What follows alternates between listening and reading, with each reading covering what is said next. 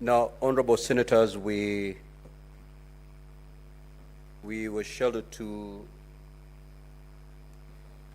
receive this morning 3 CSs to respond to the questions are listed in the order paper. Unfortunately, we have since received communication from the 3 CSs that they will not be able to attend this session for purpose of responding to these questions. As far as question number 18 is concerned, we received a letter last evening, in fact this morning, that the CS in charge of Foreign Affairs and Diaspora Affairs is out of the country on delegated duties, and therefore he will not be able to be with us this morning for purpose of responding to question number 18, which is a question that was asked by Honorable Senator Lominen. So that is as far as question number 18 goes. As far as question number 67, which is a question that was asked by the Honorable Senator Kathuri Murungi, directed to the CS Treasury. Again, we did receive a letter this morning from the CS Treasury indicating that this question would have been asked, would have been responded by the CS Health instead of CS Treasury. And therefore, in the communication by the CS Treasury, he indicated that this question ought to be directed to the CS Health instead of Treasury. And therefore, for those reasons contained in this letter, he is unable to be present today for purpose of responding to that question. As far as question number 59, 79, 78, and 79, these are 4 questions that have been directed to the CS Treasury. Again, a communication was received yesterday indicating that the CS had prior arrangements in regard to COP28 being held in Dubai, and therefore he is not available to appear before the Senate for purposes of responding to those 4 questions.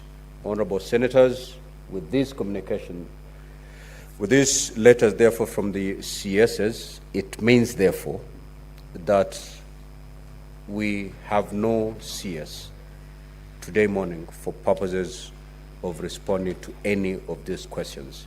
And therefore we will proceed with other orders.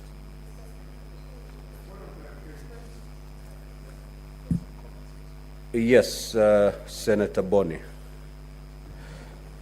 Mr. Speaker, sir, we hear you. But from your communication, the Prime Cabinet Secretary has alerted Senate this morning. The Cabinet Secretary at the National Treasury has alerted the Senate this morning. Mr. Speaker, it should also occur to this House that this is not the first time the Prime Cabinet Secretary is failing to appear before this House. And, Mr. Speaker, if this does not imply attitude, then what does? The Cabinet Secretary has an attitude about this House. He thinks, Mr. Speaker, that the House is waiting for him so that this morning it discovers that he's not around.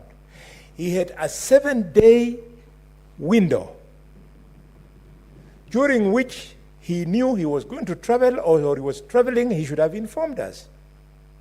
This is the time for now us to sanction the Prime Cabinet Secretary so that he respects the House of Equity that represents the 47 counties of Kenya. This cabinet, the current cabinet, Mr. Speaker, sir, if we don't call it to order as Parliament, they are going to run roughshod on all Kenyans. Same applies to Professor Njukuna Ndung'u. Mr. Speaker, probably Shingo Upande, quote unquote, we can accept the one who is in Dubai because he had the courtesy of informing us earlier. But these two, and they represent two critical portfolios, they must be here. I beg you today on this standing order, you sanction them. Otherwise Parliament will start looking like a barasa in Malinya, in Mutuapa, in Iloyangilani. That cannot be the case. In Maua, who are they to challenge Senate? Who? Thank you, Mr. Speaker. Senator Wambua.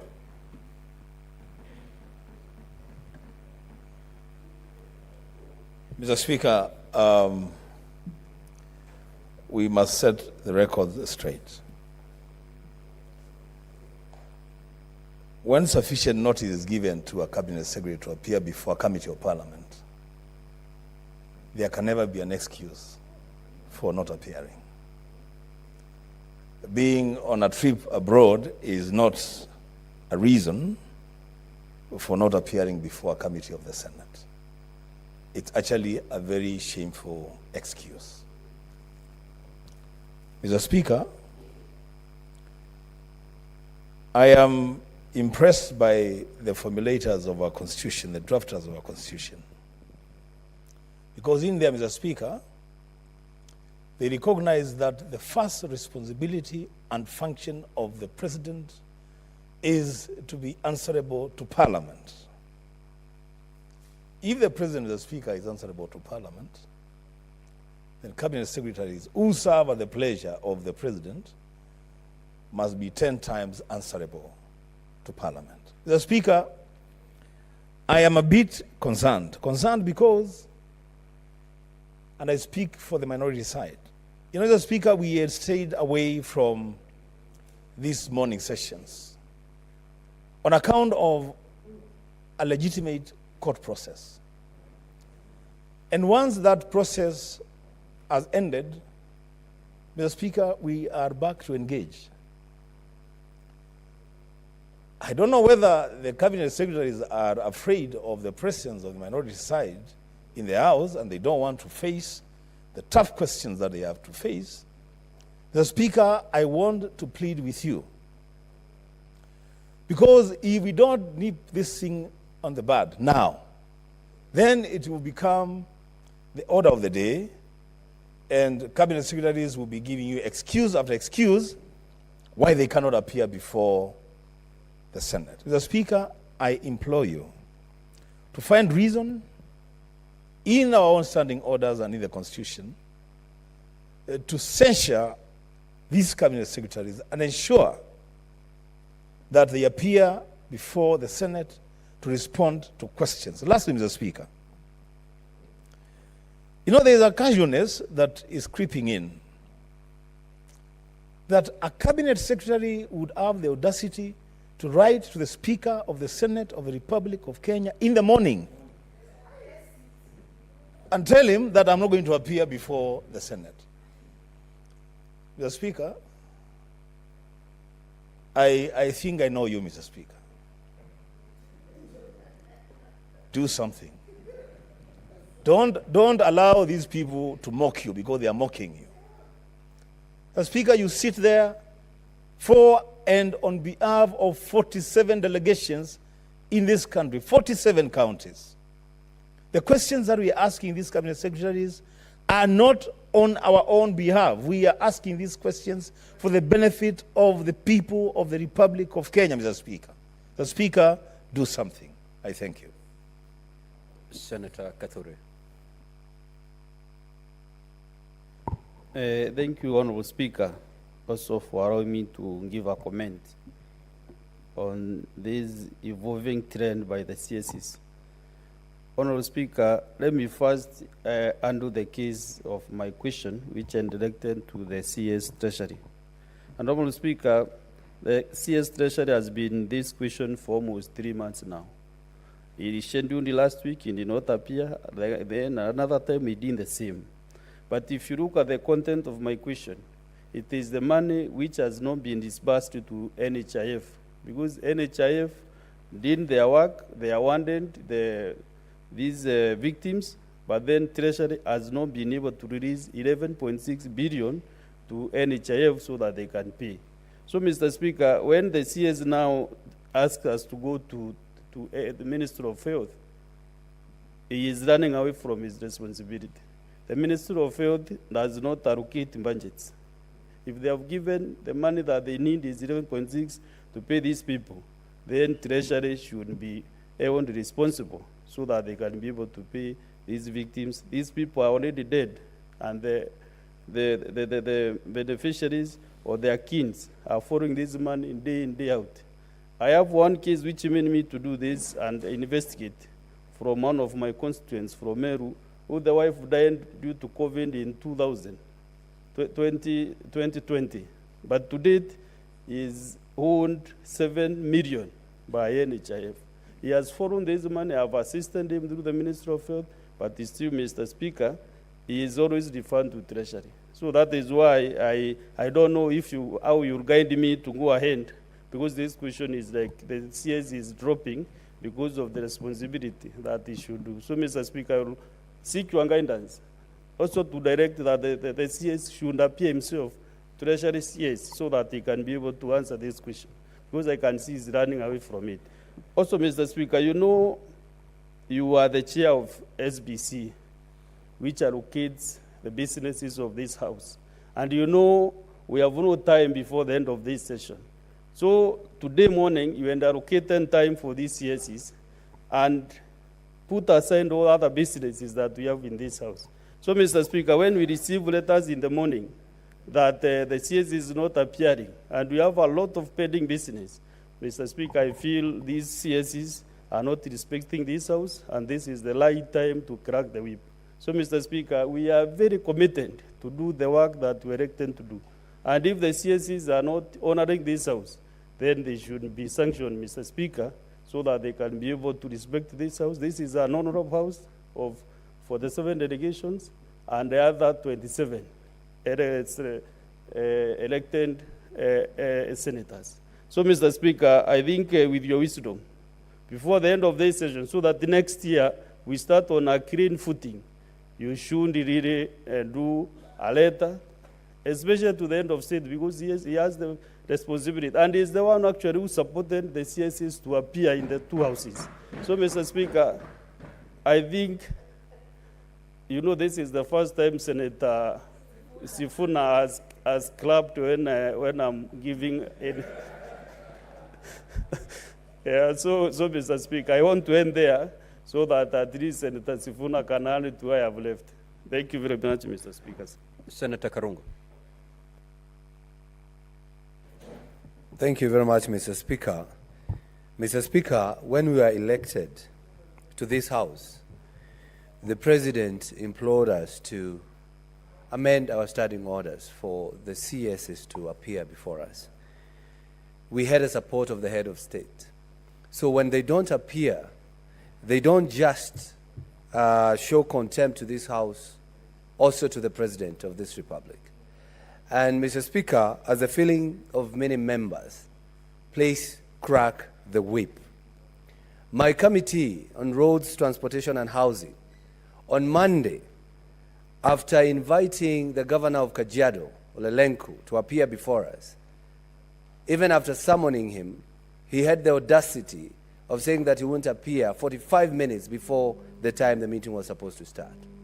Mr. Speaker, we fined him, or we gave him a suspended sentence, and fined him $500,000. And if does not appear tomorrow, it will take effect. Yesterday, Mr. Speaker, and I want the House to listen to me, because we need to do things differently. Yesterday, Mr. Speaker, we also fined the governor of Nairobi, Johnson Sakaja, who happened to be one time a senator of this great county of Nairobi. We have invited him since November 2022. We are in November 2023, 6 times, and he has never appeared, Mr. Speaker. Mr. Speaker, we gave that fine because we know he won't even appear tomorrow. And if he doesn't, Mr. Speaker, we are going to invoke Section 19 of the Parliamentary Powers and Privileges Act, that he should be arrested and brought to the committee, Mr. Speaker.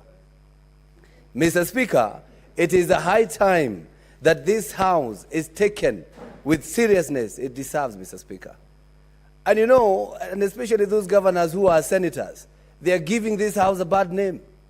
I mean, they should be the one to really respect this House, because they have been here for about 10 years. And they are the one who are not even appearing in committees. Even my governor of Kiambu, Kimani Wamatangi, Mr. Speaker, has been invited about 6 times. He has not appeared.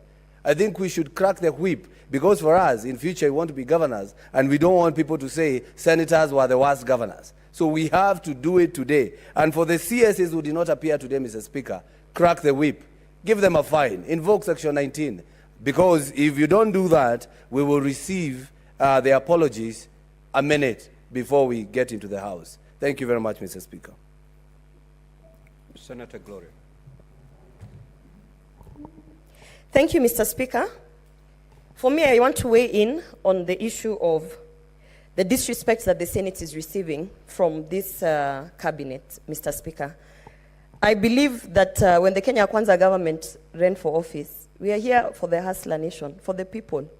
What else are the cabinet secretaries so busy doing that they cannot come here to answer questions that the hustlers are asking, Mr. Speaker? Because for me today, I was looking forward to engaging with the Minister of Energy, Mr. Speaker.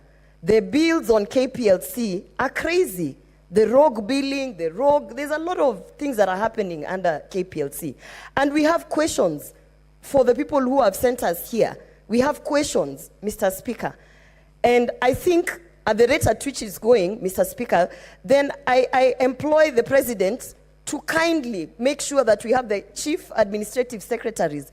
Because if the cabinet secretaries are now tired of their jobs, let their assistants come in and do that job, Mr. Speaker. It is at this point when we would really appreciate that if the CSs are not there, they are not available, they are busy, they are traveling, whatever it is they are doing, then their assistants, Mr. Speaker, and those people who are already sworn in, let them come, we engage them. This is part of the duties that they could have been doing. The CASs now are sitting somewhere, and they could have been serving this country, Mr. Speaker. So I urge that even as you crack the whip, perhaps it is now necessary, and I hope that opposition can see the role, some of the duties and responsibilities that the CASs were going to have. I hope that they can see that it is at this point, we would have gotten the assistant ministers, Mr. Speaker, to tell us what is happening.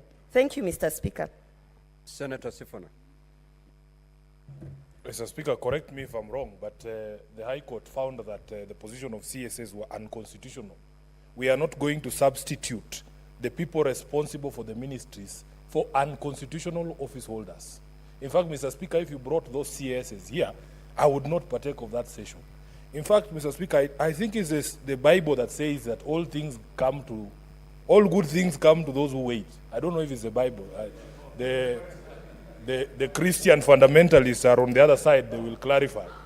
Mr. Speaker, I am extremely happy that every single day we have indicated as members of a minority on this floor, because you will remember that this question of appearance of CSs on the floor of this House originated from a presidential memo. It was the president's own idea, sending his own cabinet secretaries to the floor of this House. We, of course, were in opposition of that particular move because we thought, or it was our thinking then, that it was an unconstitutional way to go around constitutional provisions to bring them before the floor of the House. We actually filed a constitutional reference before the High Court. The High Court disagreed with us and said there's nothing wrong with the CSs appearing before the floor of the Senate. And it is not a coincidence that just the second week when the members of the opposition want to engage robustly with these people, they're already running away, Mr. Speaker.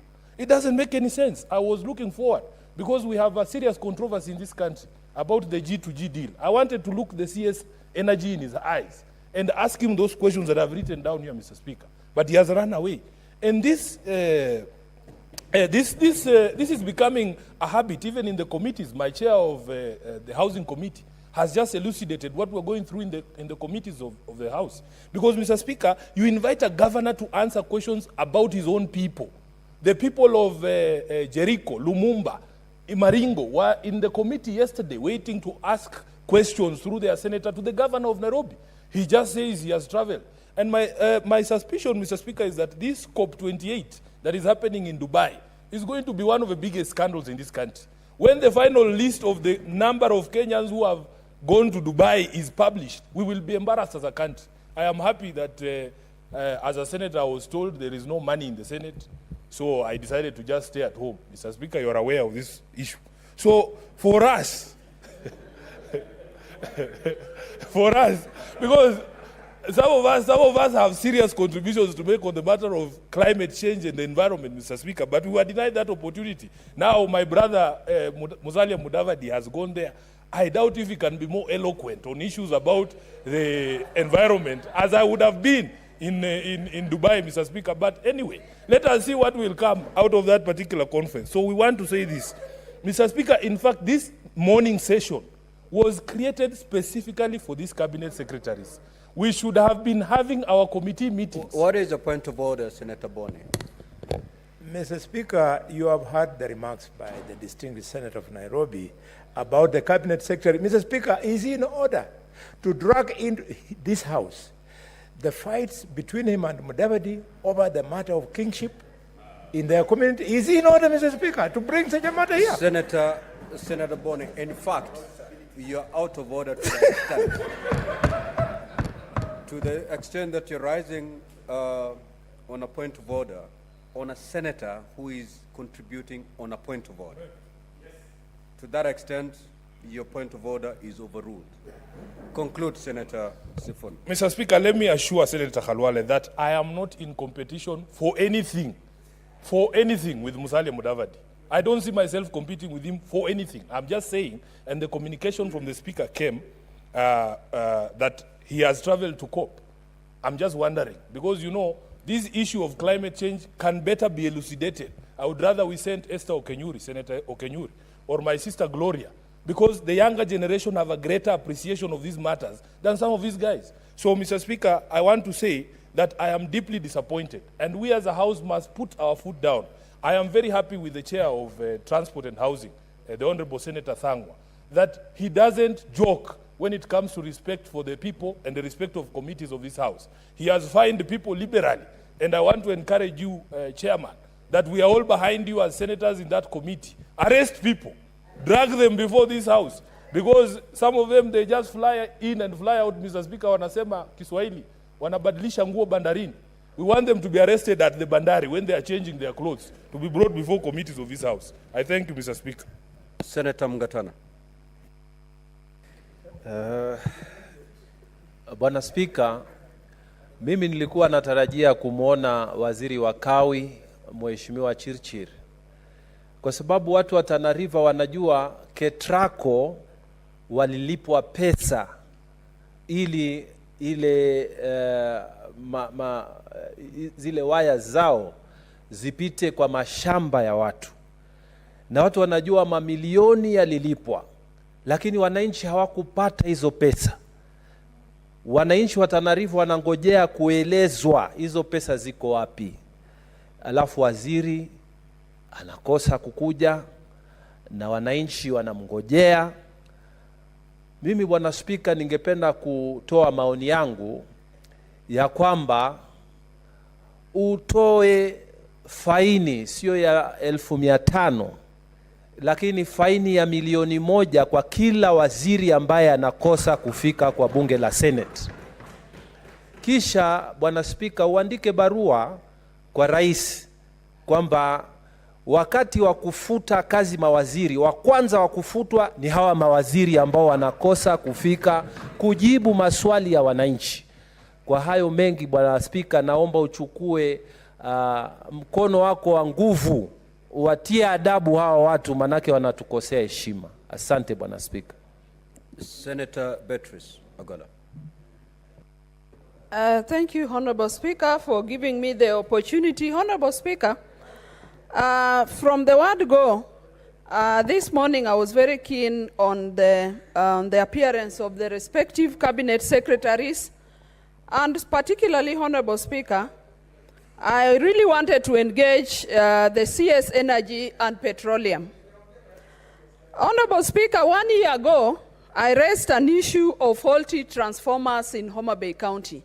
And rightfully, a response was provided to the Energy Committee, and commitments were made by the same CS on repairs that were to be done by the end of July 2022. Honorable Speaker, up to date, no repair has been undertaken as was committed by Kenya Power and REA in Homa Bay County.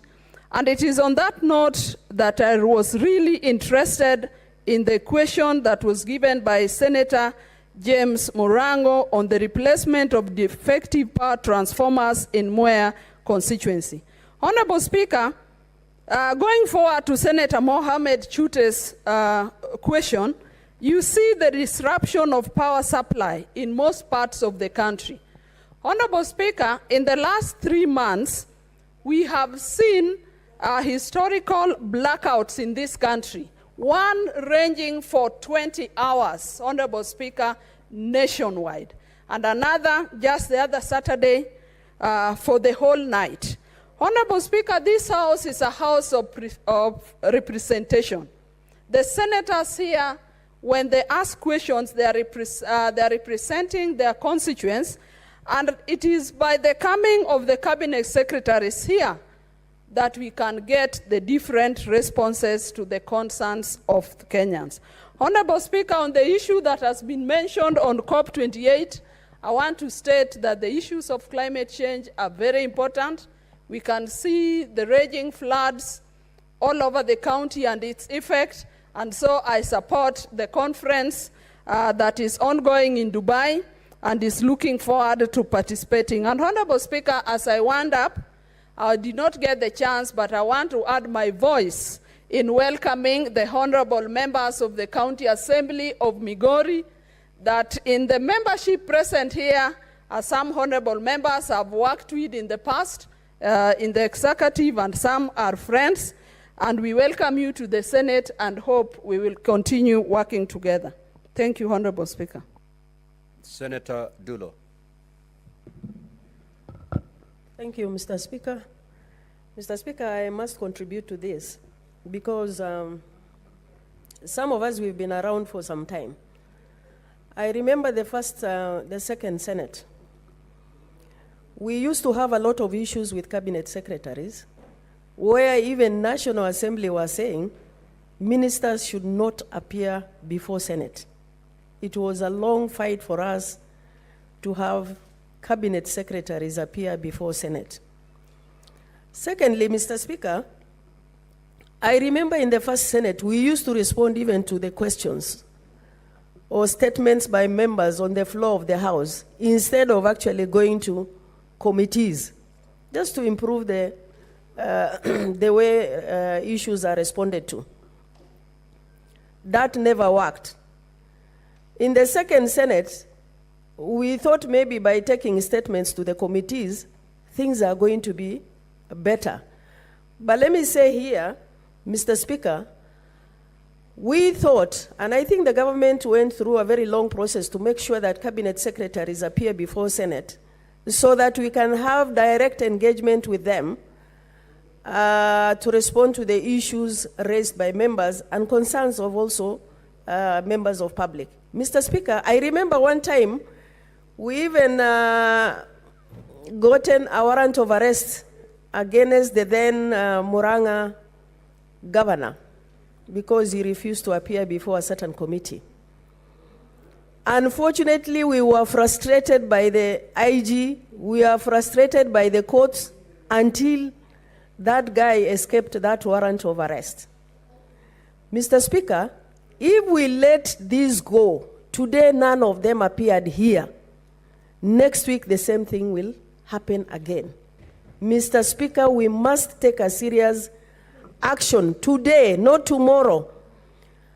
And again, Mr. Speaker, as per our standing orders, if the statements that we have currently are not responded to, that means it will lapse by the time we come back.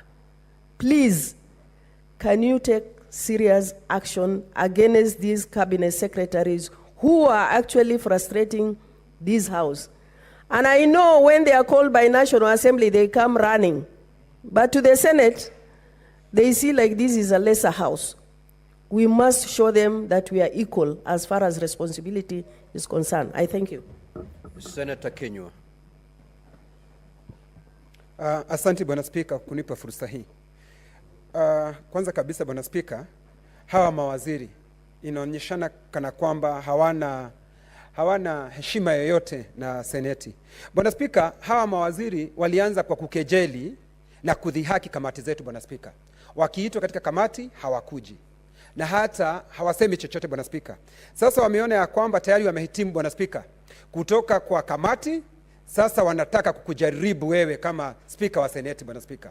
Wanangoja kwa hamu na gamu waone utafanya nini Bwana Spika. Usipofanya jambo leo Bwana Spika, seneti itakuwa imezama Bwana Spika. Lakini mimi nina imani ya kwamba wewe kama spika wetu Bwana Spika, najua utafanya jambo. Kwa sababu sisi tulikuja hapa, mimi nilikuja hapa asubuhi mapema, kisa na maana ndio niweze kuona waziri wa kawi Bwana Spika. Nimwambie ni mipango gani alionayo Bwana Spika, kwa sababu sehemu nyingi za Laikipia kwa sababu ya maji Bwana Spika hatuna stima Bwana Spika. Nilitaka kujua ni mipango gani alionayo Bwana Spika, lakini sababu ambazo tunapewa Bwana Spika si sababu ambazo zinatosha Bwana Spika. Hata iko waziri anakuambia asubuhi ya kwamba yeye alikuwa na mipango ingine maalum Bwana Spika, na katiba ya Kenya inasema ya kwamba katika kipengele cha kwanza kinasema nguvu ni zina wananchi wa Kenya Bwana Spika, na sisi ndio tunawakilisha wale wananchi wa Kenya Bwana Spika. Ninangoja kwa hamu nione maamuzi yako Bwana Spika. Katika kamati yetu nataka kumshukuru mwenyekiti Karungo Wadhangwa. Jana alifanya jambo Bwana Spika, alifanya jambo na Wakenya wakaona amefanya jambo. Sasa Bwana Spika, Mswahili anasema kizaliwacho ni kizuri kushinda kinachokizaa. Bwana Spika, ninangoja. Nashukuru. Senator Muma. Thank you, Honorable Speaker, for allowing me to contribute to this important motion, this important debate. Honorable Speaker, I think what we are discussing is not happening for the first time. Members have complained before about cabinet secretaries not responding in good time, not just for the plenary, but also for the committees. Mr. Speaker, I believe this is the time for us to make a determination as to whether the Senate is a house of parliament or a house of jokes. Mr. Speaker, it is, I think, the highest state of disrespect for cabinet secretaries to receive notification to appear in the Senate at least 14 days to the day they are coming, for them to send you a letter the morning that they are supposed to appear in the Senate. Mr. Speaker, that is the highest demonstration of disrespect for this House. It means they think senators don't have anything to do. Senators can just be on a notice of a few minutes. Their meetings can be called off. We need to send a message that that is not acceptable. We also need to send a message that their own boss, who actually wanted this session to happen, had something serious in mind when he actually proposed that we change standing orders to accommodate them. Mr. Speaker, I suggest that apart from them being summoned, the next appearance, the 3 cabinet secretaries should appear without fail, even if we have others, so that if necessary, that session should be extended in order for the meetings to be met. I also suggest that the Prime Cabinet Secretary should also be additionally requested to confer with the other cabinet secretaries to convey the seriousness with which this House takes this session, and for them to commit to appear to this. And I suggest, as DS says, the excuse by CS Treasury is not acceptable. Did he just interpret the questions this morning? He has had these questions for 3 weeks. I think they are joking with this House. Mr. Speaker, please crack the whip. Senator Chute. Thank you very much, Honorable Speaker. I just wanted to know if the letter that went to the CS has got the clause of Standing Order 51C5. 51C5 reads, a Cabinet Secretary shall provide a physical and electronic copy of a response to a question at least 24 hours before appearing before the Senate. If you go to 51D, this is also very clear, Honorable Speaker. The Senate may, where a Cabinet Secretary fails without reasonable cause to appear and respond to questions under this part, move a motion to censure the Cabinet Secretary. Honorable Speaker, I don't know if the letter has got these standing orders written on them. Honorable Speaker, I was to travel to Marsabit yesterday. Because of the question that I posed to the minister in regards to public interest, or in regards to the electricity issues some months back, that this country was in darkness for almost 20 hours. And this question was very simple, Honorable Speaker. We have a problem. Is this problem going to repeat? What caused this problem? Who is going to pay that cost? Today, the Cabinet Secretary is not here to answer those questions, unfortunately. Honorable Speaker, I would also want to support what Senator Katuri has said. A widow from Marsabit asked me, she lost her husband about 3 years ago, Jinia Guyo from Marsabit, and she asked me to go to NHIF to see if she can get the dues that's supposed to be payable to her. When I went to NHIF, I was referred back to Ministry of the Treasury. I was told the money is going to be paid from the Treasury. And today, the letter we received today is the Treasury CS is saying this is not his responsibility. It is the responsibility of the Ministry of Health. Honorable Speaker, I know very well, even Senator Kaduri knows very well, that he was also referred back to the Treasury. And he should come here and tell us what part he can be responsible of. And then the other part he can leave the Ministry of Health to deal with. Honorable Speaker, finally, I'd want to say, Honorable Speaker, please take some action. You remember when I brought the vegetable oil issue to this House, the CS Courier didn't want to come here. And yesterday you've seen in the papers, even today's paper, the lady in charge of KNTC was arrested because of the same issue, vegetable oil. This country have lost over 15 billion shillings, Mr. Speaker.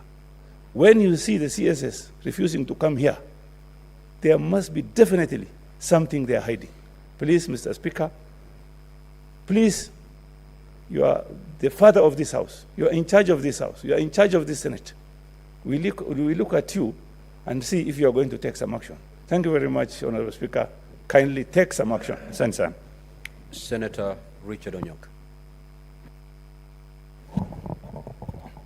Mr. Speaker, I want to say thank you for allowing me to also talk about this issue.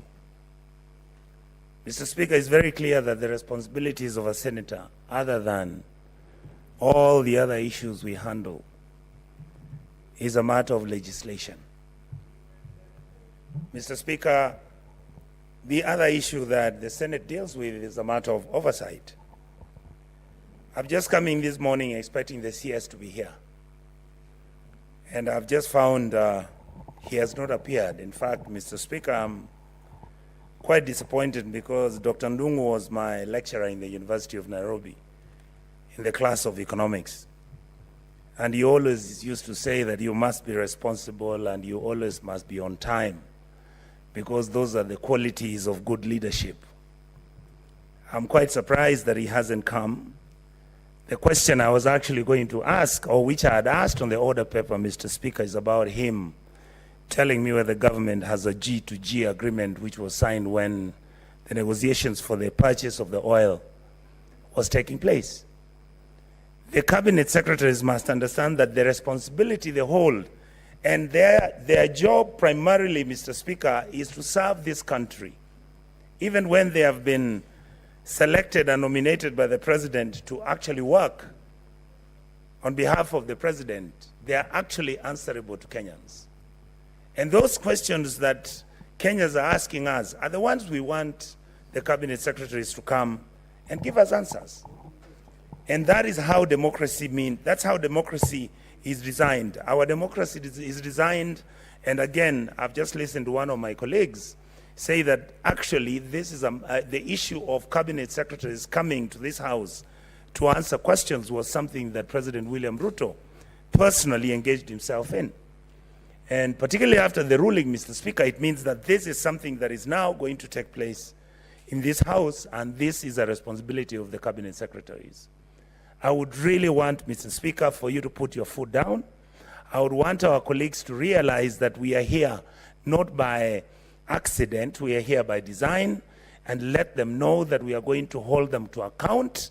The responsibility of this house is oversighting the national government and the county governments, and we take that responsibility very, very seriously. Mr. Speaker, I hope your ruling will be drastic, effective, and will achieve results as fast as we deserve them. Thank you, Mr. Speaker. Senator Kisang. Thank you, Honorable Speaker. Honorable Speaker, I also rise to make comments on this. Honorable Speaker, the President basically is the one who requested this House and even National Assembly to amend the standing order so that the CSS may come to this House and answer questions instead of the chairman of the committees or chairs of committees getting responses and coming to reply on the floor of the House. Honorable Speaker, it is deploring that this is not the first time. Even in the past, they have not been coming. And today we expected 3 CSs in this House to come and answer questions. I know most of them, when they are invited by National Assembly, they run there. But when they are invited by Senate, it's like they look for opportunities, they look for excuses so that they don't come to this House. Honorable Speaker, they cannot use COP28 as an excuse, because if the president himself is going to Dubai and the CS in charge of environment, I don't see the reason why the others are going there, and we are trying to have austerity measures to save money. Honorable Speaker, some of us were also invited. The climate change caucus of this House nominated some of us, but we could not go because there are no resources. How come most of all the CSs, more than 50%, want to go to Dubai for COP28 to waste resources? Honorable Speaker, you need to crack the whip, because these CSs will not take us serious if we just let it go the way they think that will excuse them. We need to find them. We need to censor them, Honorable Speaker. And we should not also allow the so-called CSs, Honorable Speaker, to come to the House, because the standing orders are very clear. The cabinet secretaries on the standing order, there is nothing like a CS. It is the cabinet secretaries who are supposed to come and answer in the House. Yes. So, Honorable Speaker, be firm and crack the whip, Honorable Speaker. Honorable Speaker, as my colleague Chair Transport had said earlier, about some governors who were senators in this House, the governor for Nakuru, the governor for Nairobi, the governor for Kiambu, they are also very notorious. When they are invited to committees, they don't come. So we need also to ask the chairs, crack the whip, find them, and censor them. Thank you, Honorable Speaker. Senator Eddy.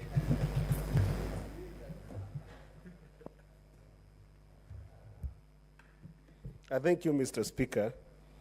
Mr. Speaker, today in the morning, I resumed my session, football session, in preparation for, Yala games that are coming in just about a week.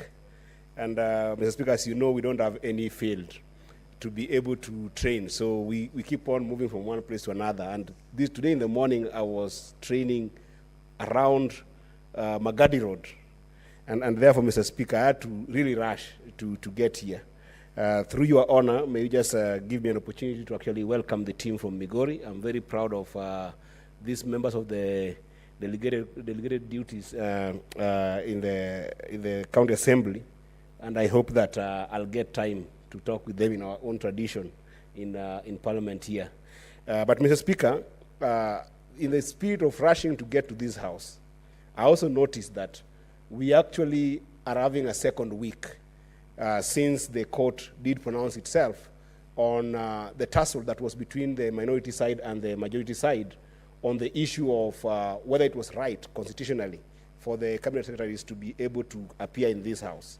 And indeed, the court did rule that it is actually okay, to the extent that now you can see the members of the minority side coming. But I do notice that since the ruling, this is the second Wednesday that the members of minority have been coming. And those two consecutive sessions, the members of the cabinet have been behaving in a very funny way. They don't appear. Mr. Speaker, if you go unanswered, you realize that even while the matter was in court, I was always able to come to the house and just listen to what is going on. And I used to notice that the members of the cabinet secretaries used to come religiously and attend their meetings here.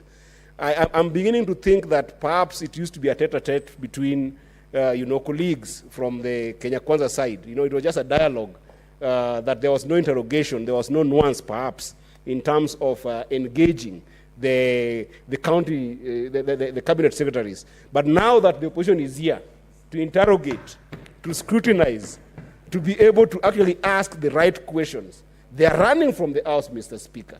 And this is the problem that we had seen. And actually, this also indicts the so-called prime cabinet secretary. Because, Mr. Speaker, the work of the prime cabinet secretary is actually to be able, I'm saying so-called because it's not in the constitution, but it was created anyway. We disputed it as members of the minority side. But now that it's there, Article 153 of the Constitution on decisions, responsibilities, and accountability of the cabinet lies squarely with the prime cabinet secretary, because his duty is to be able to supervise and ensure that the members of the cabinet can actually come to this house and answer questions and be held to account. So it is an indictment and a big failure on Honorable Musalia Mudavadi. And before we deal with these individual cabinet secretaries, Mr. Speaker, there has to be a letter from your desk, perhaps directly to the prime cabinet secretary, that is doing very poorly and is embarrassing the entire cabinet because his members are not showing to this house. But more specifically, Mr. Speaker, as I finish, I think that I have seen in other committees that I've been in, whereby if we invite different officials in government and they don't show up, we actually very religious also in terms of actually punishing. We punish by summon because we are mandated to do so. We punish by fines because we are mandated to do so. Mr. Speaker, the censorship that I'm expecting under Standing Order number 51D is a censorship that goes with punishing these cabinet secretaries with fines. And Mr. Speaker, I hope that these fines can not only be for the House, but also somebody like Senator Kinyua and Senator Chute. On that fine, Mr. Speaker, if you can be, courteous enough, you can be able to make sure that Senator Kinyua gets his 500,000, Senator Chute gets his 500,000, Senator Gloria gets his 500,000, Majority Leader gets his 1 million, so that they know that this house is a very serious house, that people must learn to respect our time, because that time is extremely valuable. And therefore, Mr. Speaker, I support I support the censorship from your desk to these cabinet secretaries. I thank you, Mr. Speaker. Now, honorable senators, I have taken time to allow a number of us to ventilate on this particular matter. Indeed, it is very serious. Now, if you look at the three letters that are referred to this morning, none of them contained a reason that is an emergency. Meaning, all the three CSs, they knew that they were not going to appear before the Senate many days ago. Courtesy demands that they ought to have communicated to the Senate so that when we were sitting in SBC, we could have then dropped their questions because under their request and picked other CSs for purposes of responding to their questions today. Now, honorable senators, we have over 60 questions in the queue. We could not pick other questions because we were convinced yesterday when we sat in SBC, in fact, not yesterday, last week, we were convinced because there was no communication to the contrary that the CSS will appear before this House for purposes of responding to these questions. Indeed, receiving this communication this morning is the epitome of discourteous. Now, honorable senators, this House is not a house of lamentations. It is a house of actions. But our action must rest either on the Constitution, statutory law, or our standing orders. Many of you standing to contribute to this particular point of order invited me to be firm on the CSs. I have come through the Constitution, statutory law, and a standing order to see where the Speaker can be able to punish these CSs. If I had any powers to punish these CSs, honorable senators, that day would be now, not tomorrow, as you had invited me. Now, honorable senators, I will invite you to our standing orders, more particularly Standing Order 51D. 51D.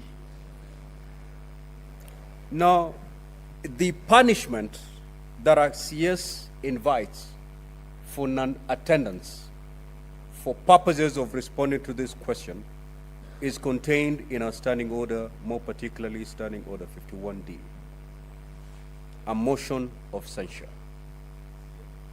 Now, honorable senators, the Speaker of this House cannot file a motion.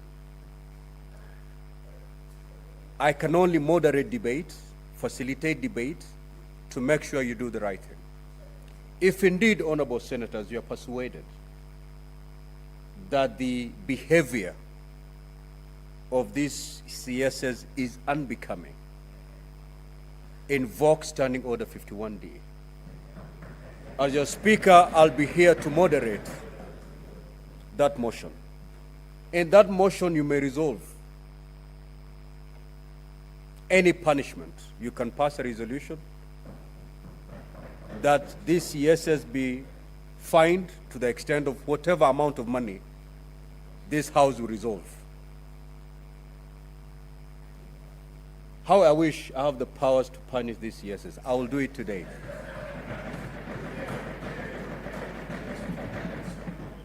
So, honorable senators,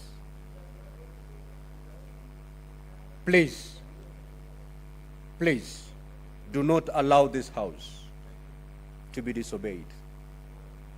Kindly invoke Standing Order 51D, and as a Speaker, I'll be here to moderate that debate. But this behavior cannot be left unpunished. I hope in the coming days on my desk, I'll see a motion. I will not hesitate to approve that motion of censure. So, honorable senators, do the right thing. Thank you. Honorable Clerk, next order, please.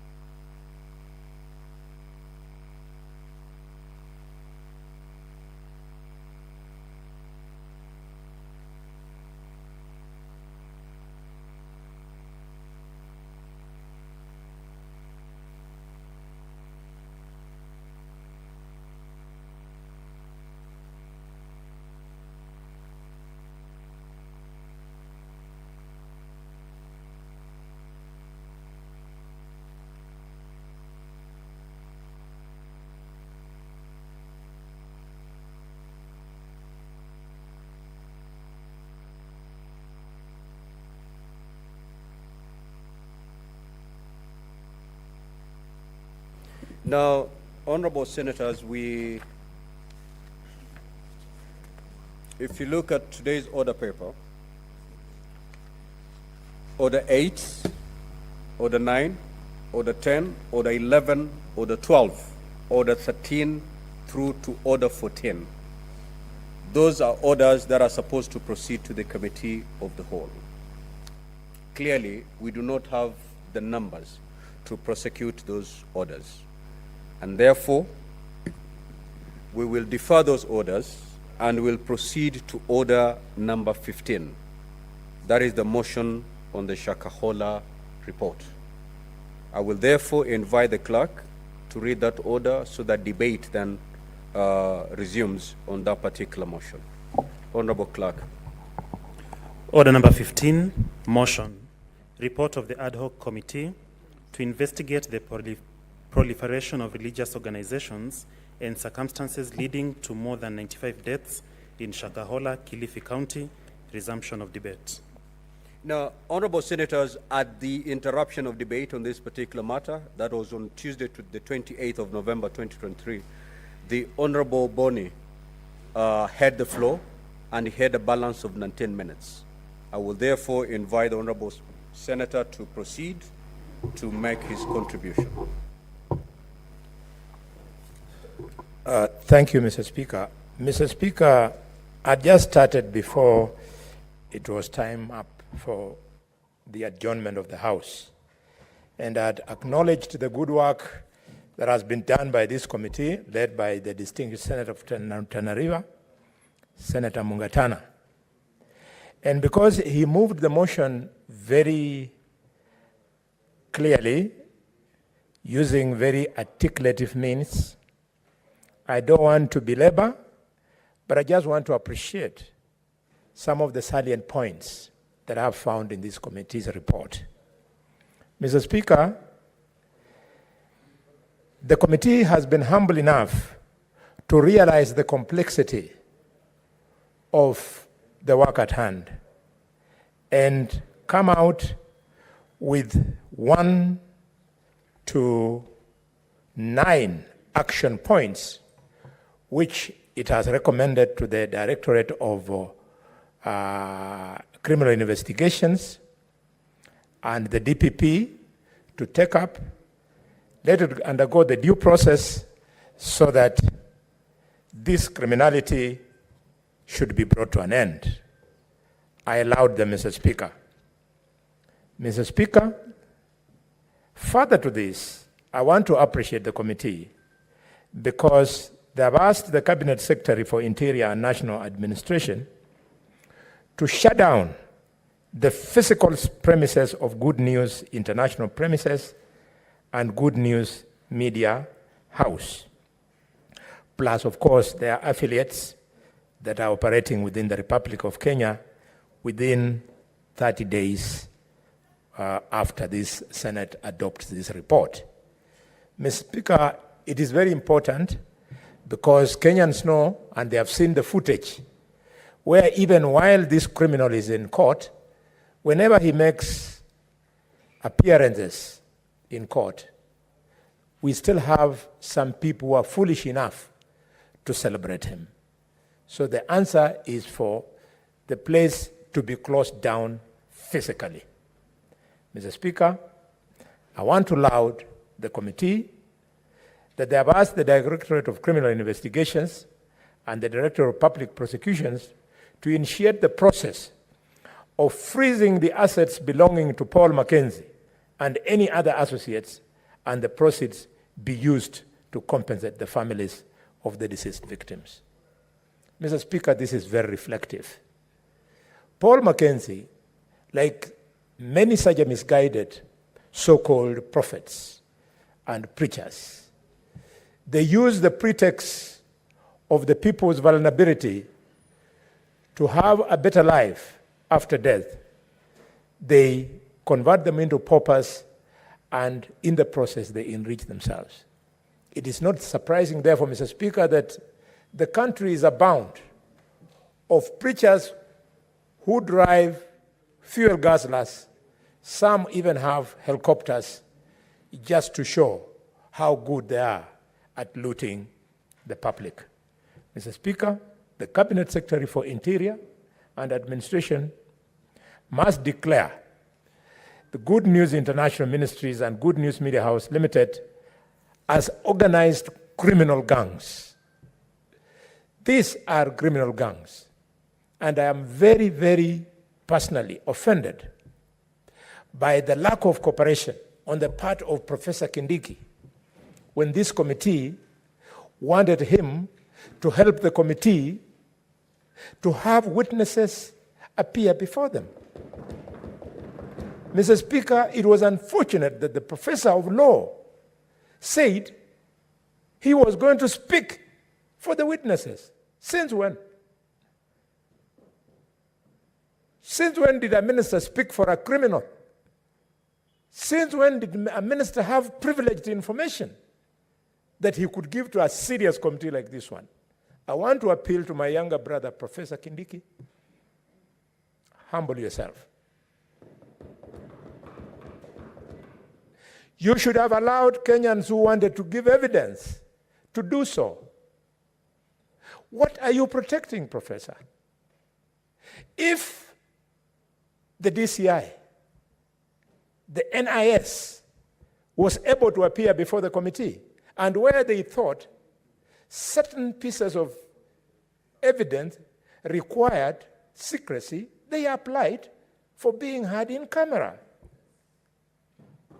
Our professor has been a deputy speaker in this house. Our professor has been leader of the majority in this house. He knows these privileges. Or was he deliberately trying to frustrate the committee of the Parliament of the Republic of Kenya? Your Excellency, President William Samoei Ruto, we are going to help you to get rid of non-functional ministers who are for anything else as good as dead wood. Mr. Speaker, why would a minister make it difficult for a committee of Parliament to deliver? Oh, when I think about the grief in Kakamega, in the villages of Mumias, in the villages of Ikolmani, in the villages of Shinyalu, in the villages of our community, when we learned that our teachers, some of our teachers had died in Shakahola, I have no kind words for anybody who shielded the exposure of these criminals. Mr. Speaker, in this elaborate report, which I'm glad that now all members are acquainted with, the committee is asking the National Police Service Commission to severely sanction security officers whose acts of commission and omission aided or abetted the Shakahola tragedy 30 days from now.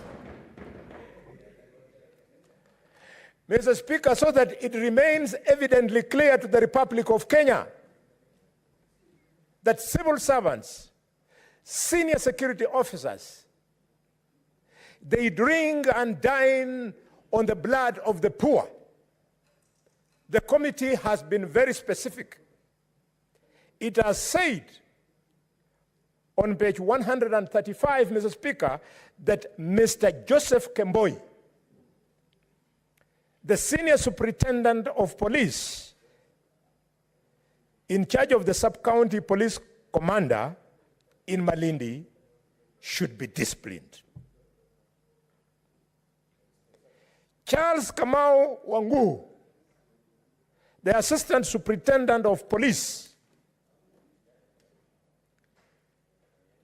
the criminal investigation officer in Malindi, should be disciplined, as should Simon Odera, superintendent of police, sub-county police commander, as should Mr. Guracha, the superintendent of police, critical infrastructure protection unit in Malindi, as should Augusto Akuna, officer commanding police station in Malindi, as should Hassan Hamara, Officer Commanding Police Station, Langobaya, and Calvin Maloa Otieno, the DCI of Malindi, Daniel Mudusi Muleli, the County Criminal Investigation Officer, Jacinda Wesonga, County Police Commander, Paul Maweu, Critical Infrastructure Protection Unit Officer, and Joseph Yator, Police Officer attached to Directorate of Criminal Investigations. They should be disciplined. Mr. Speaker, why I'm reading out these names in this august house is so that members of the public in Shakahola, in Malindi, in Kilifi, in Coast, everywhere in Kenya, should not obey any instruction from any of these officers, should the usual nonsense of government of transferring police officers who are supposed to be sacked be the practice in this case. I can assure any of them, if they appear in Kakamega on transfer, I will request politely the bullfighters of Khaega to resist. Honorable Bonnie, are you calling for civil disobedience in Kakamega? Kindly withdraw that statement and proceed with your very good contribution. Mr. Speaker, I'm so directed, and I do. But let it be understood that in our community, we say, he who is mourning knows no shame. This is, in this debate, I'm mourning. I have been to those homes. In fact, in some of the homes, Mr. Speaker, we have already buried wet banana stems. In our culture, you bury a wet banana stem when you have lost out all the possibility of ever bringing your beloved one to be buried home. Because having stayed in Kilifi, our families have been there for months on end. And it is either DNA or what cannot be found, and therefore they are unable to know who amongst all these bodies is indeed their own beloved one. So they have buried bananas. I therefore withdraw that remark and appeal to the security organs to ensure that disciplinary action is taken against these criminals who are in uniform. The committee recommends also at 448 that Parliament enacts the proposed Religious Organization Bill 2023 to provide legislative framework for the regulation of religious organizations and establishment of Office of the Registrar of Religious Organization, registration framework, qualification of religious leaders, offenses, and penalties for non-compliance. Mr. Speaker, if I had the power, and I don't have, I would convert Senator Mungatana's committee into a special committee to work on this bill. This bill must be available.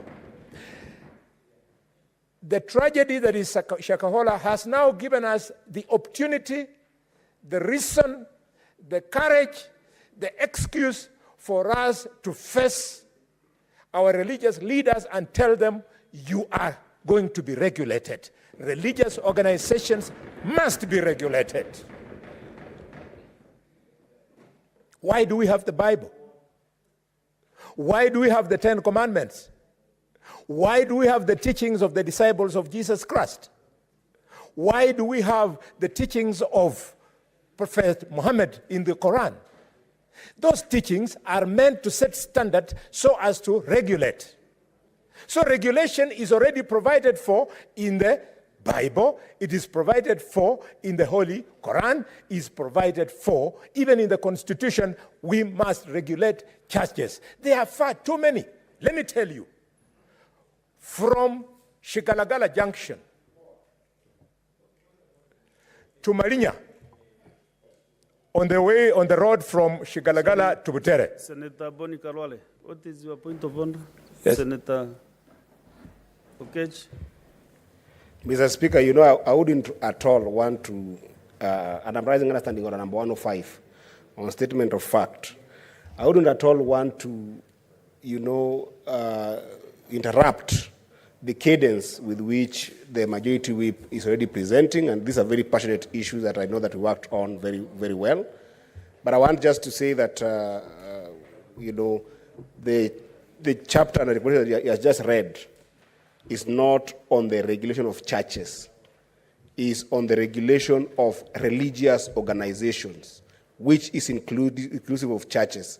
I want to stress this because one of the eminent challenges we faced, Mr. Speaker, when we were conducting, public participation in the entire exercise, it was assumed that we are only making a recommendation to attack or regulate churches.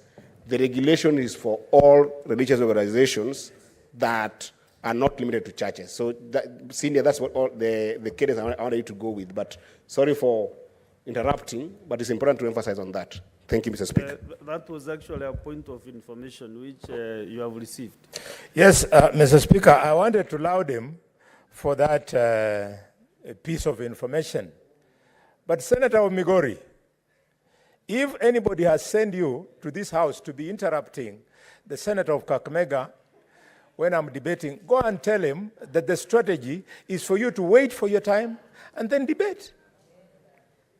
Senator Mboli, Mr. Speaker, sir. Senator Ndokeche is very much in order to inform you or to seek clarification. That is why he's in this house. Don't gag him for that purpose. Thank you, Mr. Speaker. And you raise your minutes. You are Mr. Speaker. So now clear your minutes. Thank you. Mr. Speaker, if he wanted to inform me, he would have asked me to allow him to inform me, and I would have gladly have done so. I'm just helping him to be a better legislator. And I can assure you, you have an opportunity to be a better legislator in this house. If you talk to Senator Mungatana, to Marinya, on the road from Shigalagala to Butere. Senator Boni Karwale, what is your point of order? Okay. Mr. Speaker, I wouldn't at all want to, and I'm raising understanding on number 105, on statement of fact. I wouldn't at all want to, interrupt the cadence with which the majority whip is already presenting, and these are very passionate issues that I know that we worked on very, very well. But I want just to say that, the chapter and the report that you have just read is not on the regulation of churches, is on the regulation of religious organizations, which is inclusive of churches. I want to stress this because one of the eminent challenges we faced, Mr. Speaker, when we were conducting, public participation in the entire exercise, it was assumed that we are only making a recommendation to attack or regulate churches. The regulation is for all religious organizations that are not limited to churches. So, Senior, that's what all the cadence I wanted interrupting, but it's important to emphasize on that. Thank you, Mr. Speaker. That was actually a point of information which you have received. Yes, Mr. Speaker, I wanted to laud him for that piece of information. But Senator Omigori, if anybody has sent you to this house to be interrupting the Senator of Kakamega when I'm debating, go and tell him that the strategy is for you to wait for your time and then debate. Senator Mboli, Mr. Speaker, sir. Senator Ndokeche is very much in order to inform you or to seek clarification. That is why he's in this house. Don't gag him for that purpose. Thank you, Mr. Speaker. And you raise your minutes. You are Mr. Speaker. So now clear your minutes. Thank you. Mr. Speaker, if he wanted to inform me, he would have asked me to allow him to inform me, and I would have gladly have done so. I'm just helping him to be a better legislator. And I can assure you, you have an opportunity to be a better legislator in this house. If you talk to Senator Mungatana. Senator Bone, you should not talk to your colleague directly. Mr. Speaker, sir. You see, you know, I'm not here just by chance. I'm here to present the House. So if you could start communicating to your colleague directly, then you better tell me to go and look for plucking my tea in Meru. Thank you, Mr. Speaker. I'm guided. You know, I was speaking to the Holy Quran and the Bible, and I'm not too sure which verse in the two books, but there's a provision that blessed are those who believe when they don't see.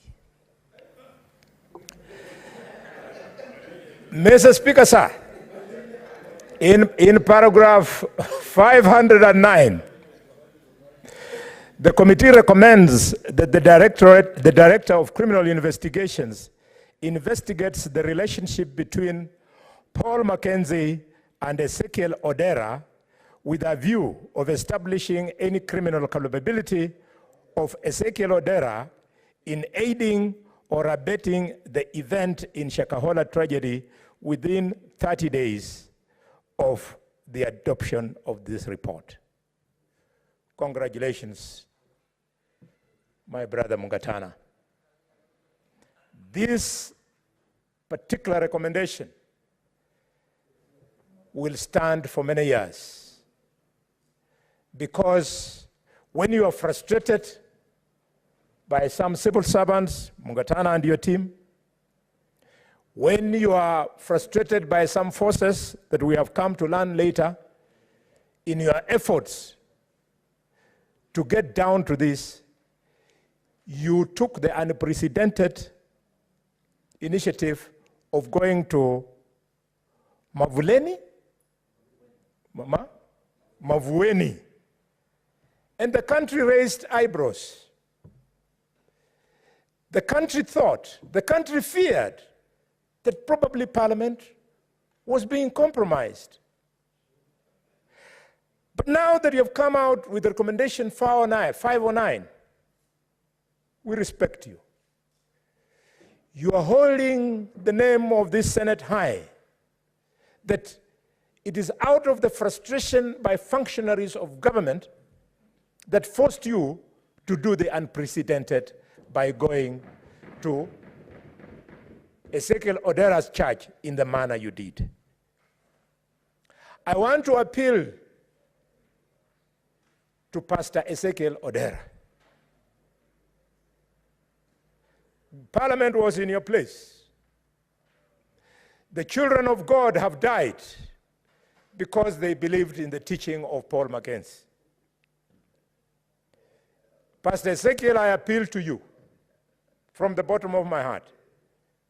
Because of the blood of those children, please come clean.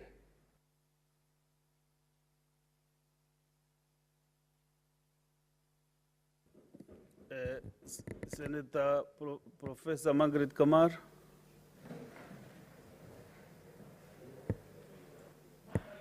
Senator Mwijaji Mohamed Faki. Asante Mheshimiwa Spika kwa kunipa fursa hii kuchangia ripoti ya kamati ya uchunguzi ya Shakahola. Mheshimiwa Spika, nianze kwa kuipongeza kamati hii ambayo inaongozwa na Senator wa gatuzi la Tana River, Mheshimiwa Danson Buya Mungatana, na kamati nzima ikiwamo pamoja na mimi mwenyewe binafsi. Tulihudumu katika kamati hiyo katika hali ambayo ilikuwako ni ngumu kidogo, Mheshimiwa Spika, kwa sababu baadhi ya mambo ambayo tuliyapata yalikuwa yanahitajia uchunguzi wa kina, lakini kwa sababu tulifungiwa mfuko wa kufanya uchunguzi, vile vile tukazuiliwa kuwaona baadhi ya mashahidi na kuwahoji. Mheshimiwa Spika, kazi ya kamati ilikuwa kidogo ni ngumu, lakini tuliweza kujitahidi na tukaja na ripoti ambayo ripoti hii, Mheshimiwa Spika, ni muhimu sana kwa nchi yetu. Kwanza kabisa, Mheshimiwa Spika, ni kwamba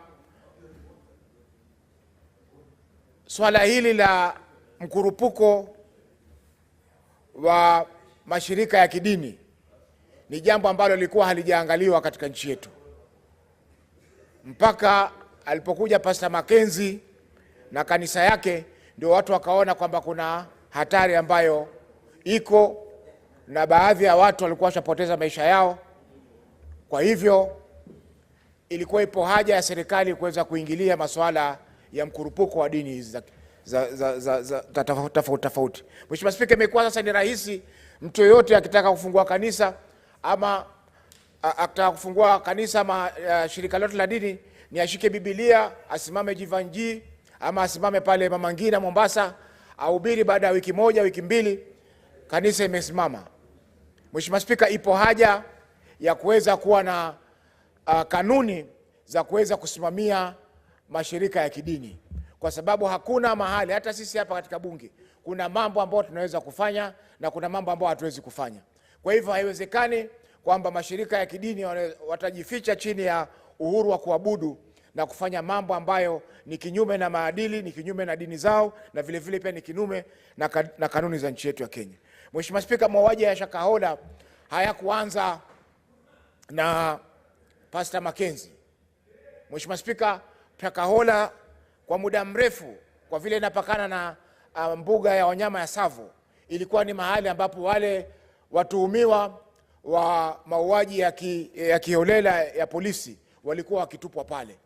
Na hili ni swala ambalo hata polisi wenyewe walikuwa wanajua, kwa sababu wakati uchunguzi ulipoanza, wale ambao walikuwa wametupwa mwanzo, polisi walijaribu kuwapuuza kwa sababu walikuwa wanajua ni jambo la kawaida. Kwa hiyo Mheshimiwa Spika, tungependa uchunguzi zaidi ufanywe kuhusiana na wale ambao walipotezwa, hususan katika sehemu za pwani, kwa sababu wengi ambao walikuwa wakipotea, Mheshimiwa Spika, zile simu zao zilikuwa zinapotea maeneo ya Malindi karibu na msitu wa Shakahola. Mheshimiwa Spika, kuna baadhi ya mambo ambayo bado yanaendelea katika masuala ya Shakahola. Kwa mfano Mheshimiwa Spika, wako wale ambao walichukuliwa kama manusura katika ile sehemu ambayo Pastor Mackenzie alikuwa anahudumu. Wale ambao walichukuliwa kwamba sio wanaofanya mauaji ama sio wanaofanya vitendo vya kinyama vya kinyume na sheria, lakini wao ni waathiriwa ambao walikuwa wamepatikana pale. Mheshimiwa Spika, waathiriwa hawa mpaka sasa bado wako Shimo la Tewa na wamewekwa pale kama hifadhi. Mheshimiwa Spika, mnamo mwezi wa 8 kabla ya kupelekwa gereza la Shimo la Tewa, hawa Mheshimiwa Spika walikuwa wamepewa hifadhi katika shule moja ya kibinafsi pale Mtwapa. Na tarehe 12 Agosti mwaka huu walikuwa wamepanga kujiua wote pamoja. Lakini Mheshimiwa Spika, baadhi yao walitoa hizi habari na maafisa wa usalama wakawachukua wote wakawapeleka katika gereza la Shimo la Tewa, ambapo mpaka sasa bado wanaendelea kufanyiwa uchunguzi na vile vile kufanyiwa ushauri nasaha, yani counseling, ili kuhakikisha kwamba zile fikra walikuwa nazo za kuweza kutoa uhai au mwisho wa ulimwengu unakuja ziweze kuondoka katika fikra zao. Mheshimiwa Spika, tungependa pia kupongeza mahakama, Mheshimiwa Spika, hususan mahakama ya Shanzu. Mahakama ya Shanzu ambayo baadhi ya washukiwa wamewekwa pale na wanapelekwa pale, na vile vile wale ambao wamepewa hifadhi na Shimo la Tewa pia wanakwenda koti ile mara kwa mara ili kuweza kuitikia na kuweza kuangaliwa ni vipi ambavyo wataweza kusaidika waweze kuwarejea katika jamii. Mheshimiwa Spika, kwa hiyo Mheshimiwa Spika,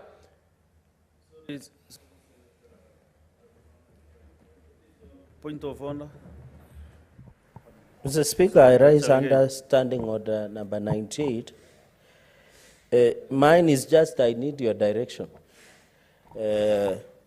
Because when you look at this report, would it be neat and in order for the committee members who authored the same report to be the ones contributing last? Because they had opportunity, it is like they're having the second bite to the cherry.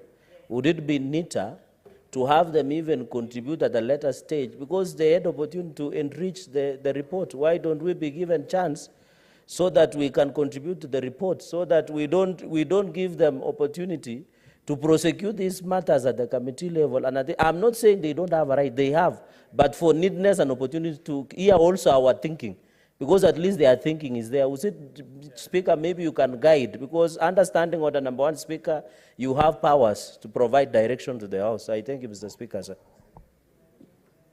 Senator Chalegei, you know, members of the committee also have a lot of information that you don't have.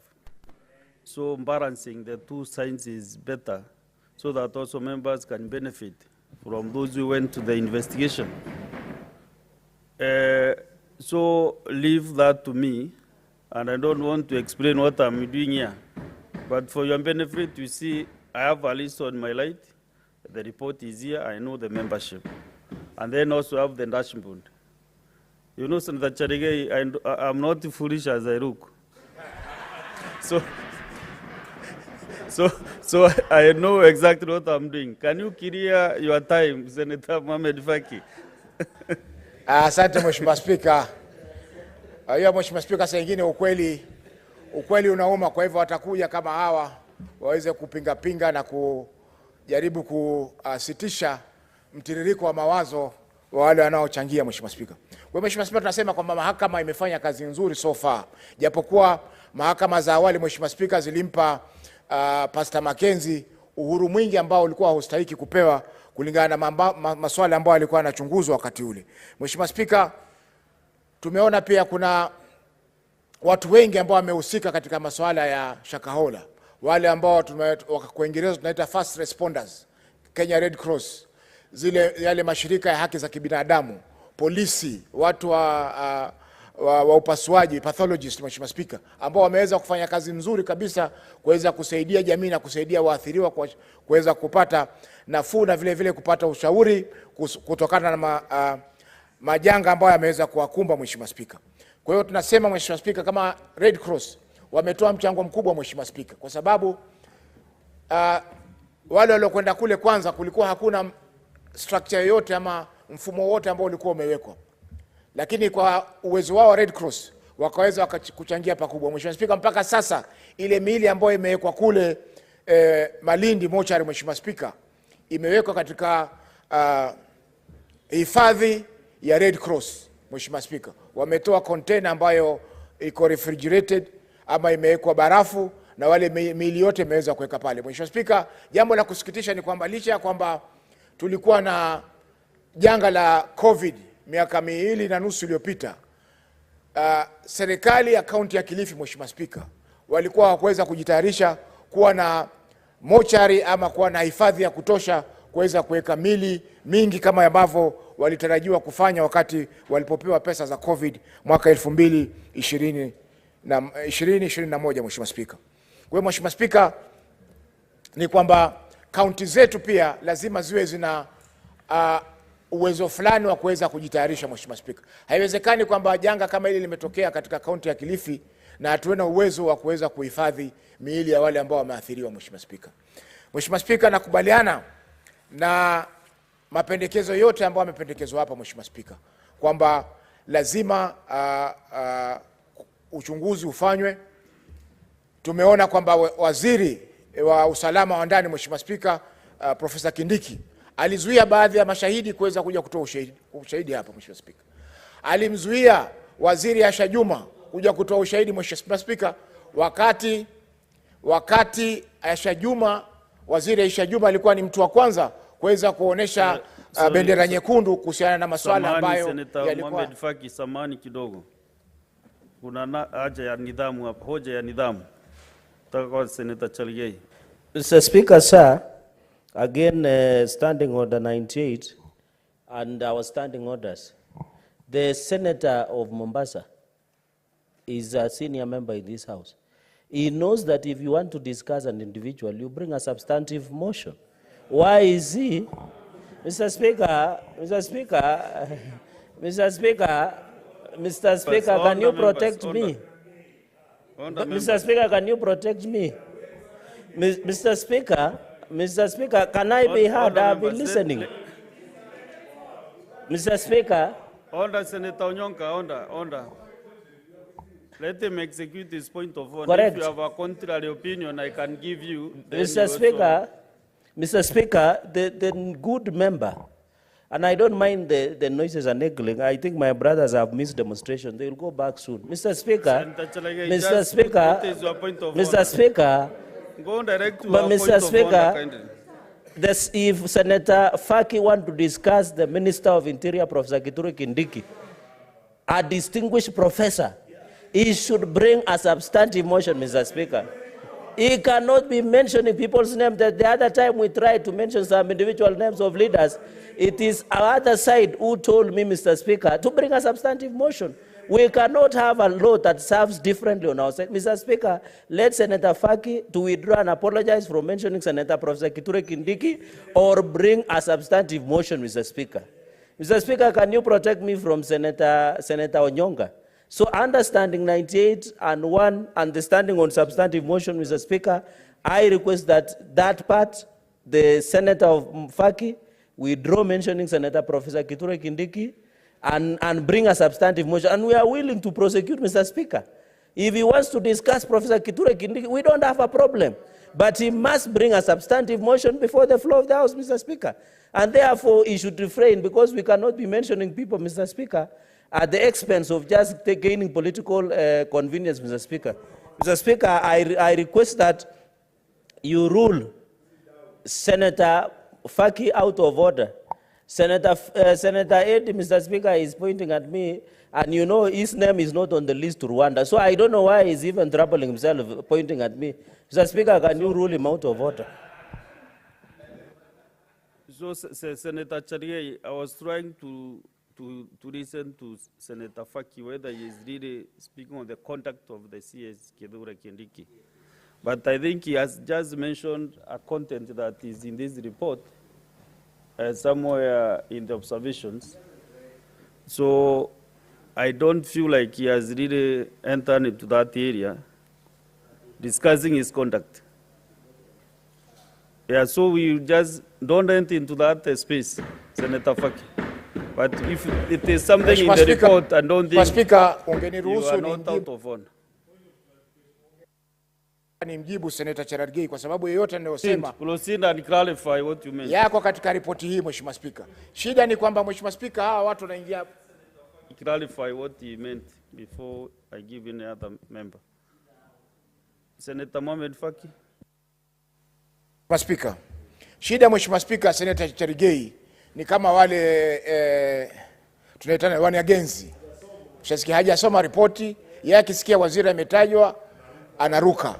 Kumetajwa mawaziri watatu hapa na watu wakakubaliana kwamba they need to be punished. Ulikuwa wapi?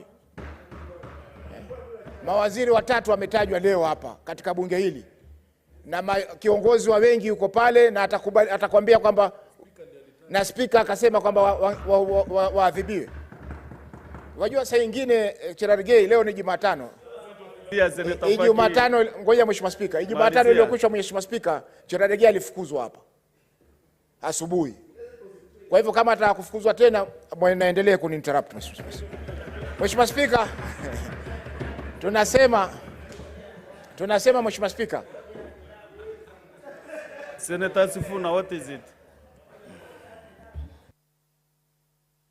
You know, Mr. Speaker, I have made this appeal to the Speaker before and members of the Speaker's panel, that in fact these standing orders protect us from frivolous points of order. Yes. I have not seen this particular standing order 121 B being affected by members of the Speaker's panel, because every single time, and the members who are notorious for these things are known, Mr. Speaker.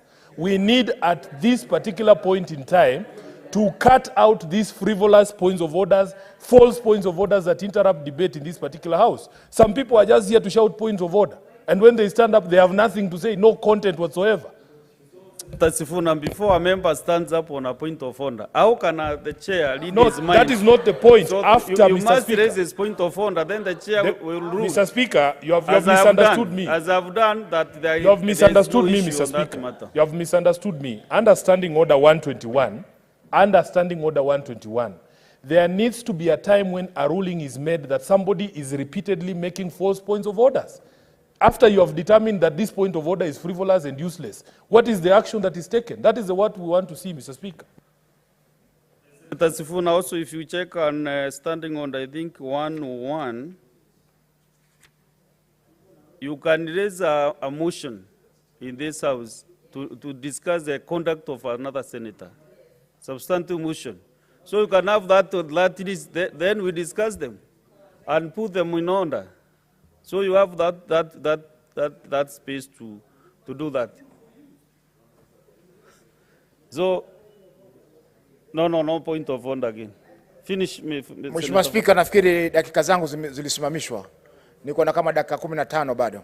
Mheshimiwa Spika, nilikuwa nasema kwamba Waziri Asha Juma ambaye alikuwa ni mbunge wa zamani wa eneo bunge la Malindi, ambapo ili eneo la Shakahola lilikuwako, ilikuwa ni shahidi muhimu Mheshimiwa Spika kuweza kueletwa katika kamati ili kuweza kueleza ni mambo gani ambayo alikuwa ameona awali kwa huyu Pastor Mackenzie ambayo polisi ama walinda usalama hawakuweza kuyachunguza ili kuhakikisha kwamba tukio kama ile la Shakahola limeweza kuwa kudhibitiwa. Mheshimiwa Spika, tumeona pia kwamba Daktari Johansen ambaye ndio mkuu wa upasuaji, Mheshimiwa Spika, hakuruhusiwa pia kuja kwa kamati kuja kutoa ushahidi wake. Na Mheshimiwa Spika, hatujui ni jambo gani ambalo Dr. Johansen angeweza kulizungumza kwa kamati yetu ambao labda lingekuwako ni kinyume na usalama wa taifa. Tulimuona mkuu wa usalama Mheshimiwa Haji, Mheshimiwa Spika, Nurdin Haji alikuja kwa kamati na akatoa ushahidi bila shida yoyote, Mheshimiwa Spika. Kwa hivyo tunasema Mheshimiwa Spika kwamba katika kuzuiliwa kwa kamati hii kufanya uchunguzi wake kikamilifu ilikuwa kwa Mheshimiwa Spika ni makosa kwa waziri wa usalama wa ndani kuzuia mashahidi kuja kutoa ushahidi katika kamati yetu. Mheshimiwa Spika, mwisho ni kwamba tulipata fursa pia ya kwenda kwa ofisi kuu za DCI, Mheshimiwa Spika. Na kwa kusema kweli Mheshimiwa Spika, DCI yetu ni moja ya DCI ambazo zina utaalamu mwingi na zina vifaa vingi vya kuweza kufanya kazi, Mheshimiwa Spika. Lakini jambo la kusikitisha ni kwamba budget ama pesa zinazotengwa kwa shughuli zao muhimu, Mheshimiwa Spika, zimekuwa haba sana. Tukiangalia Mheshimiwa Spika, tulipokuwa pale, hata ule wino wa kufanyia fingerprinting ili uchukuliwe vidole uweze kufanyiwa ile inaitwaje certificate of good conduct ilikuwa pia imepungua. Mikataba mingi ambayo wamefanya na mashirika ambayo yanaleta vile vifaa vyao, kwa mfano zile maabara ambayo yanatumika kuchunguza mambo mengi pale katika Mheshimiwa Spika, zimekwisha na pesa hazijalipwa. Kwa hiyo Mheshimiwa Spika, ipo haja ya serikali, kwa sababu DCI inafanya uchunguzi wa masuala ya jinai, masuala ya uhalifu. Mheshimiwa Spika, ni shirika muhimu katika nchi yetu, kwa hivyo lazima liweze kupata pesa za kutosha ili ziweze kuzuia maafa kama haya Shakahola na maafa mengine ambayo yanaweza kutokea katika nchi yetu ya Kenya, Mheshimiwa Spika. Kwa hivyo Mheshimiwa Spika, naunga mkono ripoti hii na ningependa kwamba Senate iweze kuikubali na yale zile taasisi ambazo zimeombwa zifanyie kazi, ziweze kuifanyia kazi. Tuone kwamba dini ambazo ama mashirika ya kidini ambayo yana tashwishi na yanafanya mambo kinyume na sheria na kinyume na maadili na vile vile pia kinyume na vitabu vya Mwenyezi Mungu zimeweza kusimamishwa ili wananchi waweze kuishi kwa usalama. Asante sana Mheshimiwa Spika kwa kunipa fursa hii. Thank you. Next is Majority Leader and Kericho Senator.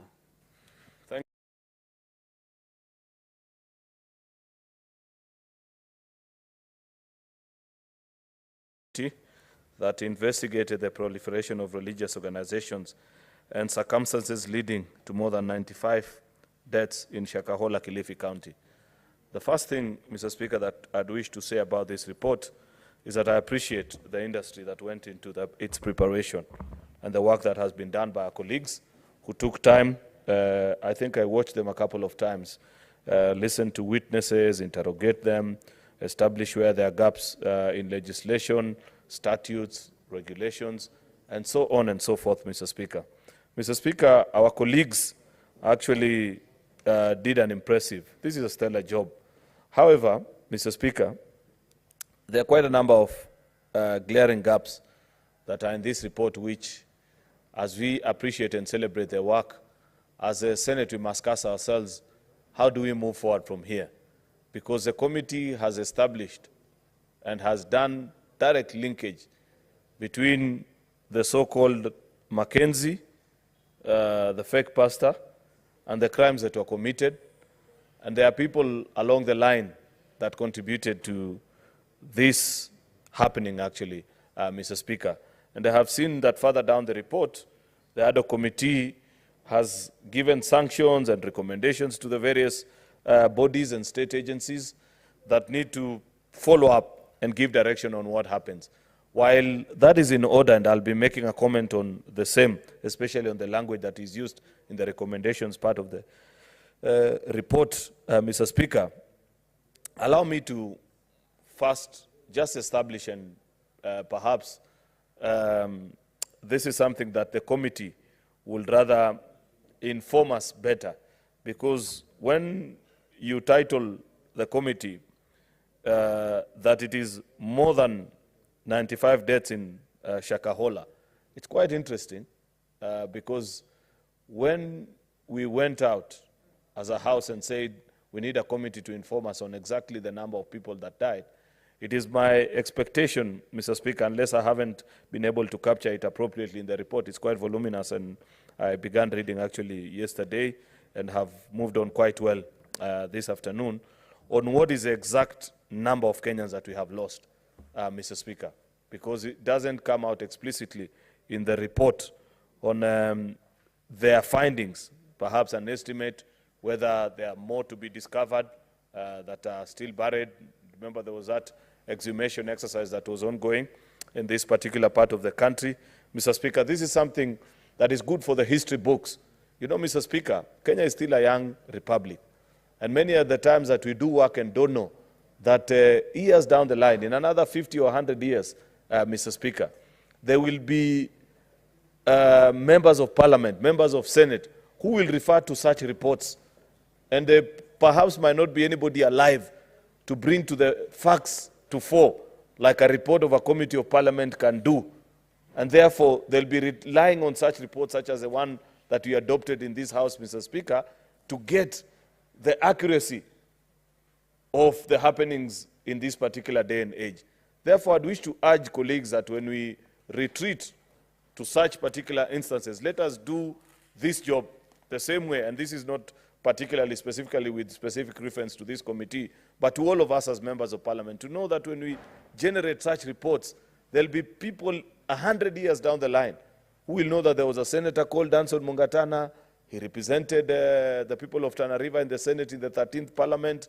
One time he chaired an ad hoc committee, and they looked into the proliferation of such cultic behaviors and so on and so forth. And they wish to draw reference at that particular time. People will want to understand why certain laws are the way they are, why the country behaves in a particular way.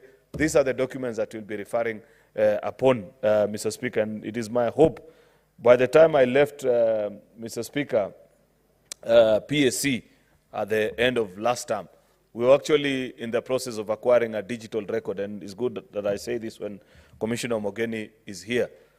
And I hope that you conclude on that particular process. You know, many members of parliament don't know actually where the parliamentary library is. It is somewhere hidden in a building called County Hall and in the basement. There are many members who have never showed up that particular place. And it will be important that we establish mechanism through which we file such reports so that it's not just on pen and paper and in computers. It will be important for people to search on 20, 30, 40, 50, 100 or even more years later and establish what this House and this committee said. Therefore, Mr. Speaker, the first thing that I wish to appreciate about this committee is that it pointed out a glaring gap. And I agree with those that are saying it is insanity, as we have been informed elsewhere, to do the same thing over and over and expecting different results each time. I don't mind being informed by the chair of the committee, Mr. Speaker. Yes, Chair Mungatana. Speaker, I have a great respect for my majority leader, and it is not in my habit to interrupt debate. But I just wanted to inform him in terms of the exact numbers. There were 428 deaths, and it's contained in the report. He has graciously explained that he has not maybe reached that chapter. But we have actually set out the comparison, the bomb blast, the people who died, the people who are killed in various tragedies in this country, and we have said that this was the biggest by far as compared to all those. So my majority, that information is actually there. Don't worry, we did a good job. Thank you. I thank you, Mr. Speaker. That's very useful information from the committee chair. And that's why it's important to have the committee chair listen in when members are debating their report so that they can shape and guide us when we miss. And I like the fact that he has reminded us as a parliament and even as a country that of all tragedies that you can think of that have befallen this nation, there is nothing that compares to this Shakahola madness. And it bothers me deep down to my heart that this matter, the minute it got out of media attention, actually, and the court battles that we continue to see with Mackenzie, it appears to be a matter that we have quickly swept under the carpet. That one individual can begin an exercise that leads to the death of over 400 countrymen, and it doesn't shock us, and we don't have a full-time schedule of punishment to those that in one way or the other, by commission or omission, participated in this exercise reaching the grave nature that it reached, Mr. Speaker, is something that should trouble all of us as leaders. Because believe you me, from all these 428 deaths that you have referred to, Senator Mungatana, I believe, and I know, I have seen actually, that most of them came from the far-flung corners of this part of this country. It could be somebody from Kisii, from Kericho, from I don't know where, whichever part, even as far as Turkana and Kakamega, the way Senator Boni was talking earlier on, Mr. Speaker. So think about it, good people. If you imagine the 1998 bomb blast, we know what has been done, how it's been recorded, how the perpetrators, some of them were found, others were not, because these were acts of terrorism. You can think about any other tragedy. You know, the ferry that sank, I think, in the early 90s, Mr. Speaker, and so many other things, tragedies that have befallen this nation. But like the chair is pointing us to this morning, Mr. Speaker, is the fact that there is no other tragedy that has befallen this nation, such as this particular incident, Mr. Speaker. And therefore, I'd wish to point out that if you read the recommendations, and this is where, Senator Mungatana, I beg now that you listen to me the way I equally listen to you. If you read our Constitution, and allow me to paraphrase, Article 94, subsection 5, gives us enormous power as Parliament. And to quote verbatim, it says, no person or body other than Parliament, Parliament is us and the Assembly, has the power to make provision having the force of law in Kenya, except under the authority conferred by this Constitution or by legislation, because we create other statutory bodies that then make regulations and so on and so forth. But there's something that is being reminded to us as a House, that each time we sit to consider matters and we make decisions by way of resolution or whatever way, that we are the only institution that can make, provisions that have the force of law. And therefore, even a committee report, when we make recommendations, we should make it fully aware, knowing that whatever decision we reach as a House, for example, once we conclude debate on this particular report, Mr. Speaker, it is expected that that is the resolution of the people of Kenya through their representatives. And therefore, when we make recommendations, they should have the full force of law.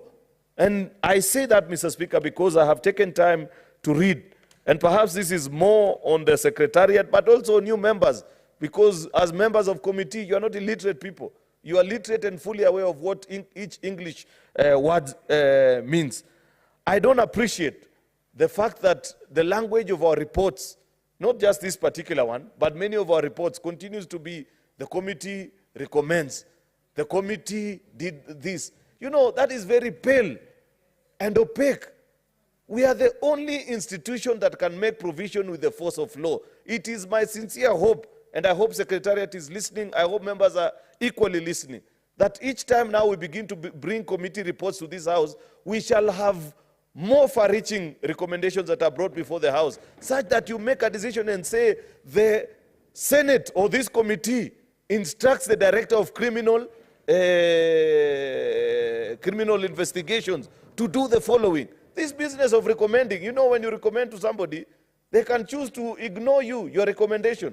And therefore, I don't appreciate this language that our committees continue to use in our reports about, you know, if you read, and they are very well elaborate recommendations. If you read the name of the officers, for example, who looked the other way, because there's clear acts of omission on the part of the county security team in Kilifi. And all those officers are listed. But then what is the recommendation of a committee? We recommend to the, let me get even that particular part, and I just read it because I had marked it out and said, this is something, you know, that the committee recommends. Yeah, here I got it. The National Police Service Commission should severely sanction security officers whose acts of commission or omission aided or abetted the Shakahola tragedy within 30 days of adoption of this report by the Senate. This shall include, and they are listed, you know, should severely sanction, and the following are listed: Joseph Kemboi, Charles Kamau Wahungu, Solomon Odera, Agbaso Guracha, and so on and so forth. About 11 officers that participated. But I don't appreciate the fact that we appear to be giving suggestions. It should be, Senator Mungatana, you guys carried out an investigation. You have established for us in the report. Anybody reading this report appreciates that actually what you guys are saying is true, that there was an act of omission on the part of these particular officers. I don't see a reason why, as a House of Parliament, we cannot make the necessary final recommendation, despite the fact that as Parliament we may not have the powers to prosecute. This should be a matter that you should conclude on it, actually send the file directly to Director of Public Prosecution. If there are any further details that need to be tied down, that is their business. But it is my belief that as Parliament we need to. Because when you say National Police Service to sanction, yet earlier in the report, Senator Mungatana, you have showed us that many of these officers, the only punishment is being given to them is a transfer. That is what I want us to reflect on deeply and think about it as Parliament each time we make these recommendations. Because there is no institution, good people, good senators, listen to me this morning, there is no institution in this country, not even cabinet, has the power that us as legislators we have. Each time we deal with matters as serious as this, let us interact and think about it. The same can be said about what has been recommended to the DCI, you know, that you investigate.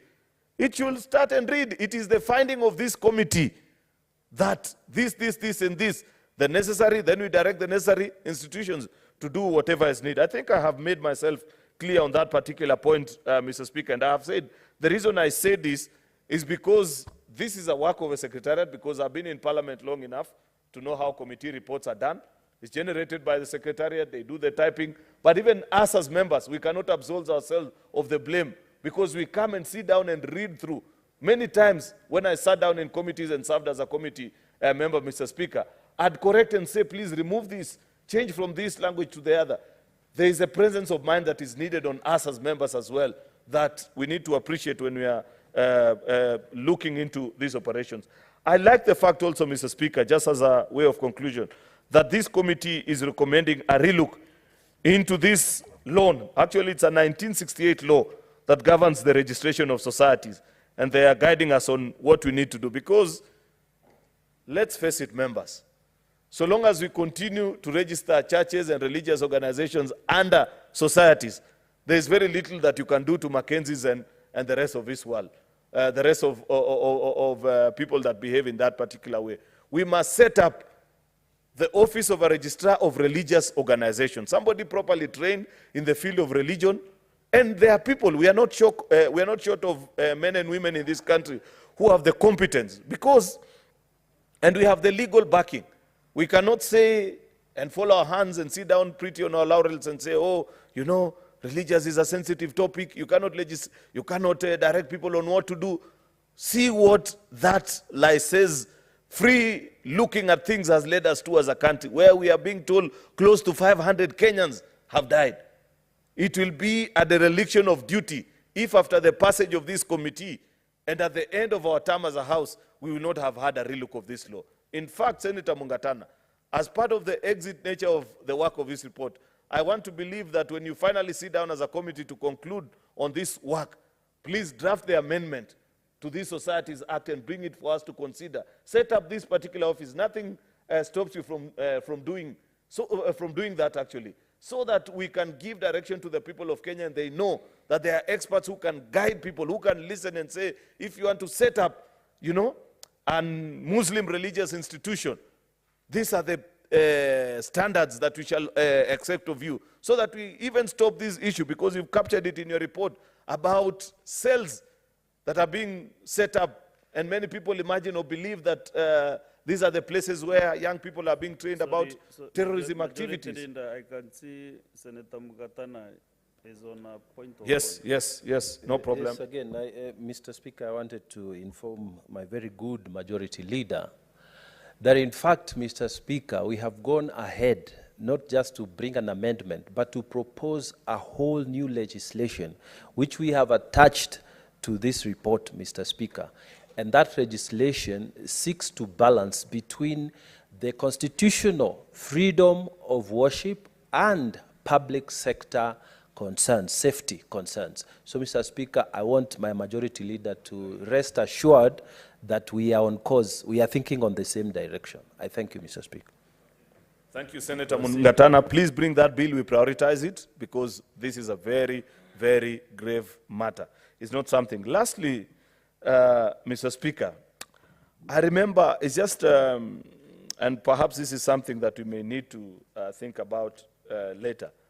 There are so many, what is this gentleman called, Mackenzies, that continue to ply their trade across this country. In fact, I remember bumping into your committee at Kisumu Airport, Senator Mungatana, one evening.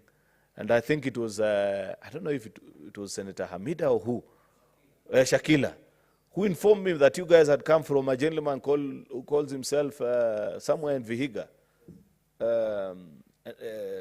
John Pesa, in Kisumu, you know, and you narrated the very grave sins that you guys had worked. In fact, I could tell that the senators that had gone on that particular trip were actually disturbed deep down to their hearts, because you could see the things that they have seen. Men and women who've been tied down. Some of them haven't fed for days. Some of them have lost their sense of consciences.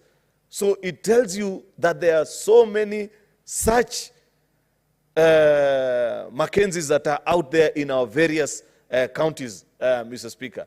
And as a House, even as we conclude on this particular report and the resolutions that have been so ably captured, even after doing that legislation that Senator Mungatana has promised us that we shall do, perhaps part of the powers that we must give to that office that we set up, Mungatana, is to initiate closure and perhaps prosecution of people who continue to do those kind of practices. Because while seated at Kisumu Airport, we were actually informed that that gentleman, Pesa, or I don't know what his full name is, John Pesa, has been in this practice for over 30 years. And people know, and people have come to accept as if it's just a normal practice. And we know so many others. We watch videos nowadays, Mr. Speaker. In fact, Senator Mungatana, part of the other problem are these frequency licenses that we give to these people who continue to ply their illegal trade now over and above even their domiciled churches. Because without the frequency that this Mackenzie had, perhaps he will not have reached the number of people that he reached out. But because he could reach to them on their televisions and their radios, that's why many people were confused. You know, the ordinary Kenyan in the village, they believe that by the time you see somebody coming to the television and is able to explain things that, this is somebody who is properly checked, and they imagine that we are such a civilized nation, that there are systems that check such practices. That is something that we must equally address. Abuse of frequency.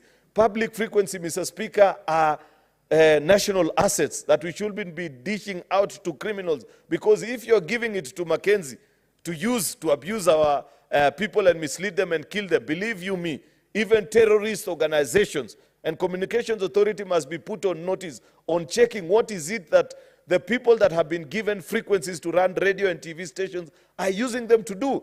Because if Mackenzie could use this frequency to mislead people and kill them, believe you me, even terrorists can get frequencies and use the same and run training, misinforming our young people and training them in a bad way and do greater harm to this country. Therefore, it is my submission before this House, Mr. Speaker, this morning as I come to conclude on this particular matter, that even the issue of frequencies and how they are used is something that we must have a look at, Mr. Speaker, so that if you're found to be using whatever frequency and bandwidths that have been allocated to you to mislead people or swindle people out of their hard-earned currency, we punish them.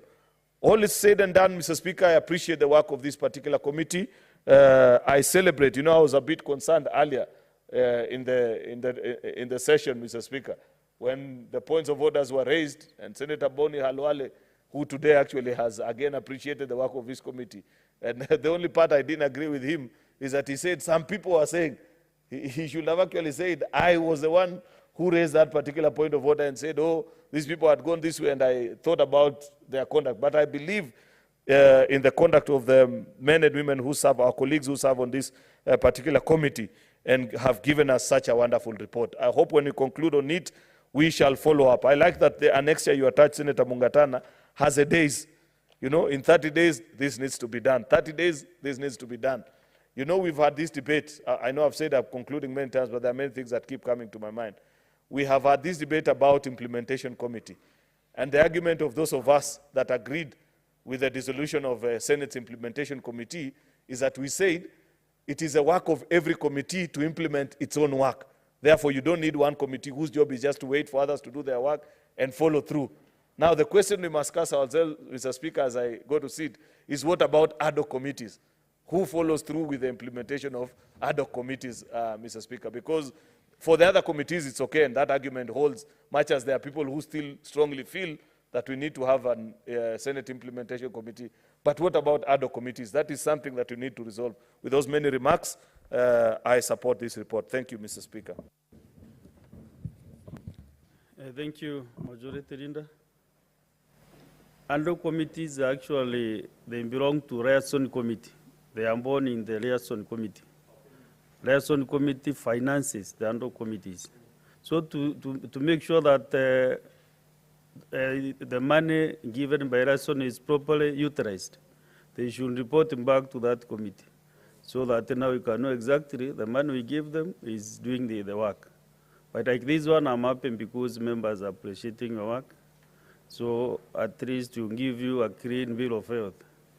But you report back to us to the liaison at some point with a report. Who do you want to inform, Senator?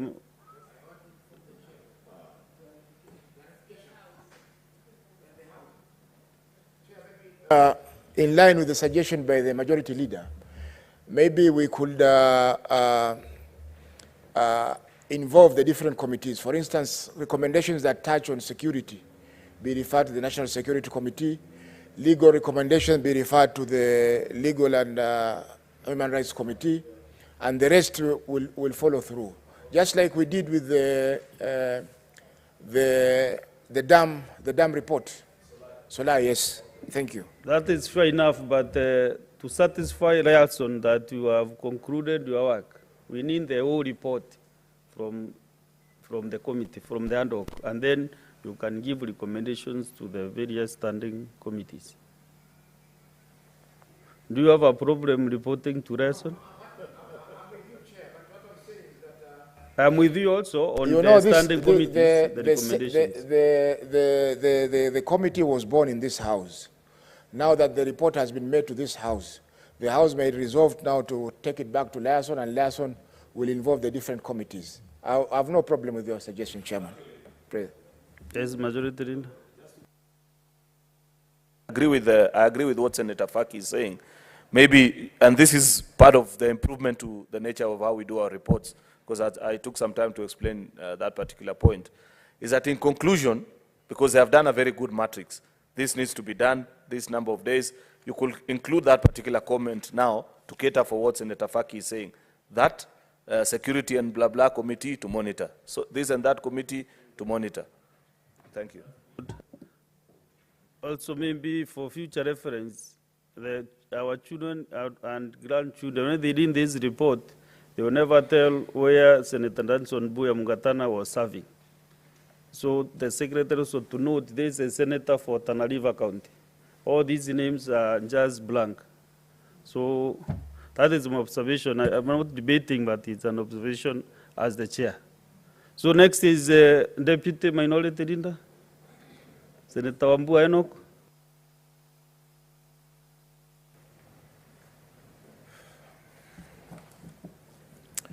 Thank you, Mr. Speaker. Mr. Speaker, allow me to use part of my time to also comment on the issue raised by Senator Cheriot and Senator Faki. Mr. Speaker, you know, there is a reason why ad hoc committees are created. They are created on the understanding that the issues that they will be dealing with are too weighty and too involving for parent committees to be able to resolve the same issues within reasonable time. The Speaker, you protect me from the outgoing Speaker. Thank you, the Speaker. And so what am I saying about these ad hoc committees? The Speaker, if the committees are created to handle work that the House is convicted cannot be effectively handled by the parent committees, then it will be wrong then to create an avenue for ad hoc committees to also begin to generate work for the parent committees. Because where will we stop? It's a debate that we can have and agree on best way forward. There was a suggestion at some point that we seriously relook at the establishment of the implementation committee. That did not come to pass. But Mr. Speaker, that's a debate for another day. Mr. Speaker, today I want to congratulate the team led by Senator Mugatana for coming up with such a comprehensive report. And I'm happy to note, and in fact this is our first one, and maybe it should actually become a requirement, that ad hoc committees, at the conclusion of their business, to the extent possible, should come up with draft proposals for legislation. Because they are given quite some bit of latitude, and I believe also facilitation to undertake their work. I'm happy to note that the committee has come up with a draft religious organizations bill. I will be looking forward to make a contribution to that bill, even when it is tabled in the House. Mr. Speaker, I'm also torn in between, Speaker, preaching today and debating the report. I will strike a balance between the two. Because the things that we are dealing with here today, Mr. Speaker, are not necessarily exclusively physical. They are also, to some extent, spiritual issues. Mr. Speaker, at the beginning of the report, if you look at even the title of the report, when they started, they were dealing with 95 people that had been exhumed, bodies. At the conclusion, they are concluding with 429. The Speaker, that's a huge number of people. And the agony of it, the Speaker, is that these people don't come from just one location or one region. These people come from all over the country. It is impossible for this committee that has concluded its work, it's impossible for anyone to actually place a finger and say, this is the exact number of people that were killed and buried in Shakahola. Today, Mr. Speaker, there are people that are still missing. Senator Wambua, just one moment. Senator Mohamed Faki, what is your point of information? The Speaker, do I want to be informed? Would you want to be informed by Mohamed Faki, Senator Mombasa? Yeah, you can inform me. Chair, I know, thank you, Chair. I know this issue of 95 and 425 will bring maybe the need clarifications from the membership of the committee. You know, when the resolution to form the committee was made, at that time, the people who had been mentioned were 95.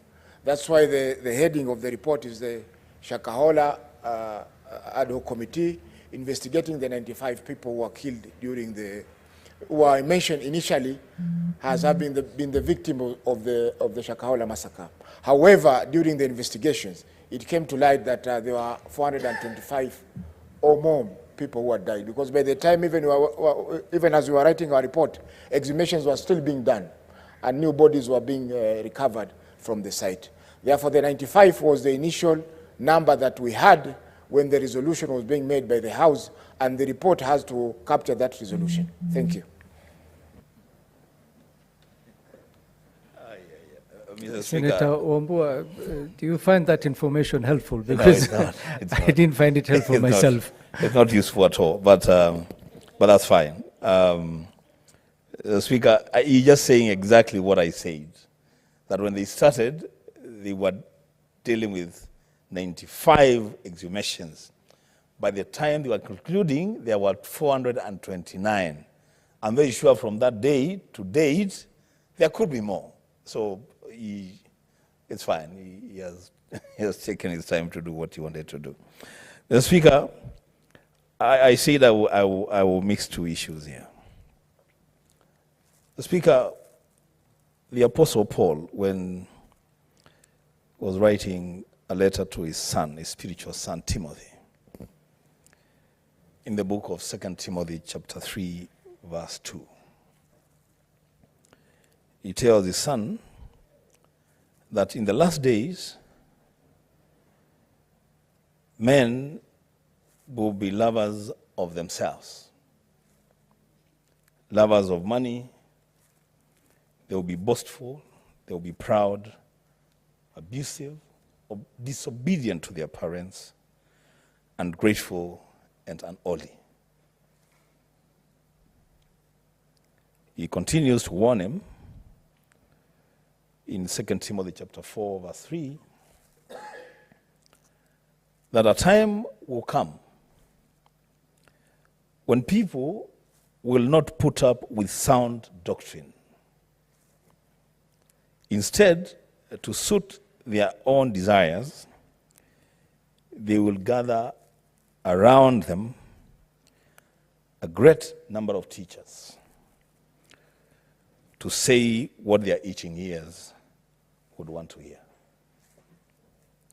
The Speaker, it will be remembered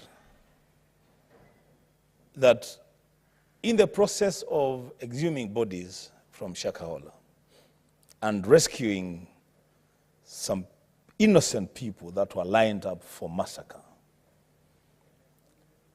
there were some who were crying out that they should be let to die, that they were ready to meet Jesus. And that, Mr. Speaker, they had been totally and completely brainwashed to believe that this world is not their own, that they belong elsewhere. The Speaker, the thing that I find very difficult to deal with as a practicing Christian is how now to put the Mackenzies of this world, and forgive me, my bishop, Bishop Abraham Molo of the African Inland Church, in the same sentence, and think that I can compare them as though I'm comparing apples to apples. Mr. Speaker, something needs to be done, something must be done. The recommendations of this committee, I have looked at them very, very carefully from 135, and I have made 3 or 4 observations. I'll be very brief on this one. There's a recommendation, Mr. Speaker, to probe the Kilifi County Security Committee, and that responsibility is given to the DCI. The question that I have to ask, Mr. Speaker,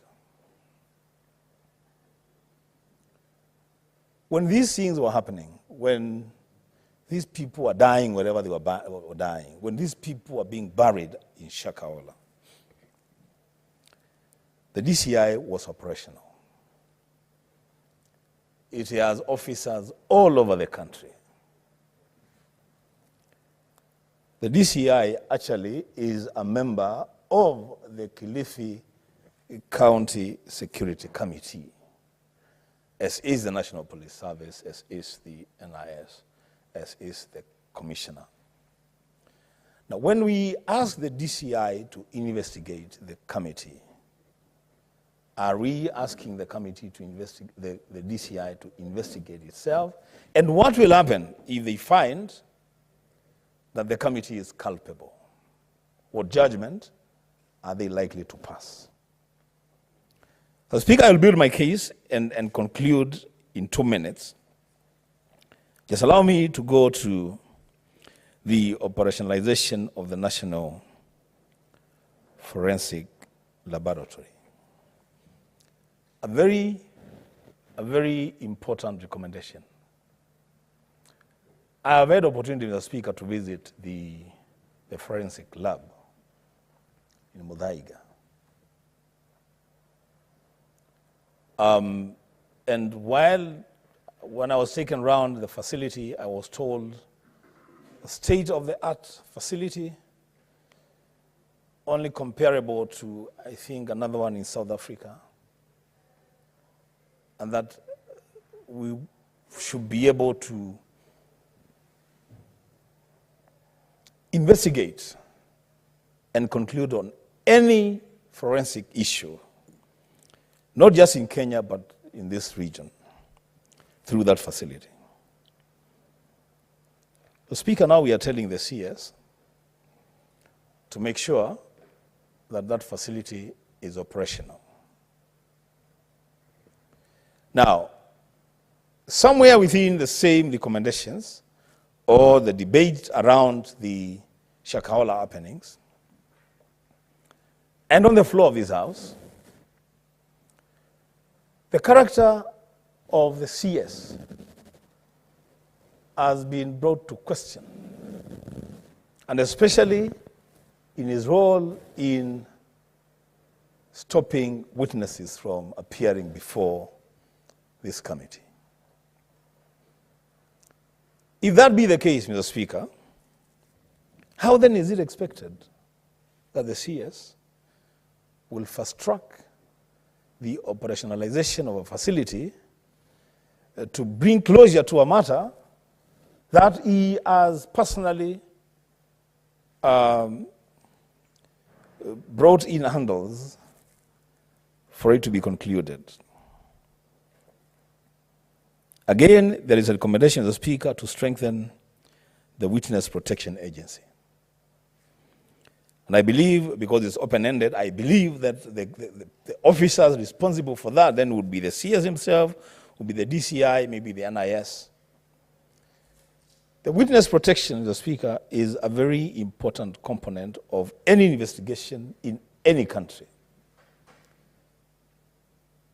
I have said on the floor of this House, and I want to repeat, the Speaker, I am a journalist of long and good standing.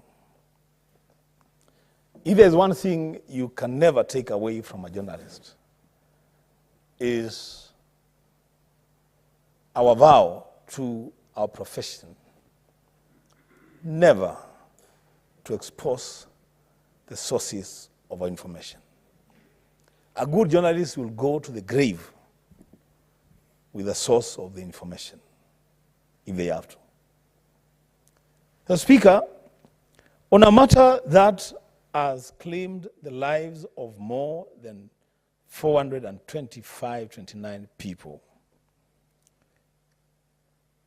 the need to protect witnesses and to protect people that provide information is so basic and yet so crucial that, in fact, before you begin any investigations, perhaps that's where you should stop. You should start to ensure that the people that will appear before you and the people that will help you unravel the mysteries, they're given proper and real protection from abusers of law. The Speaker, the case I was building was on the recommendations made by the committee. I began by congratulating them for coming up with a proposed legislation on the registration of religious organizations. That's a very good one. But Mr. Speaker, if ad hoc committees, and I'm not blaming Senator Mugatana and his team entirely for this, but if ad hoc committees would take the time that they take, consume the resources that they consume, and then all they can do is just make recommendations for further investigations, then, Mr. Speaker, in my own considered opinion, that would not be the direction that ad hoc committees should take. Mr. Speaker, I'm of the opinion that, first of all, it must be very difficult to form an ad hoc committee. It should not just be anything that people want to do, they form an ad hoc committee. The consideration for the formation of an ad hoc committee must be serious consideration. Once they are formed, Mr. Speaker, I think ad hoc committees should direct. Ad hoc committees should direct. They should not recommend. Why do I say this, Mr. Speaker? I say this because if then we make recommendations from an ad hoc committee, and I had here contributions from members, including the majority leader, that ad hoc committees should actually even make recommendations to standing committees and select committees of the Senate. Also make recommendations to investigative agencies. So, Mr. Speaker, so what's the use then of having an ad hoc committee? I thought, Mr. Speaker, then the best thing to do for ad hoc committees to justify the time and the resources, and I do support that ad hoc committees should be sufficiently facilitated to undertake their work, including, if need be, foreign travel, to do comparative studies. If Mr. Speaker, that is achieved, and I know it should be achieved, then ad hoc committees should make unequivocal directions to agencies of government. For example, Mr. Speaker,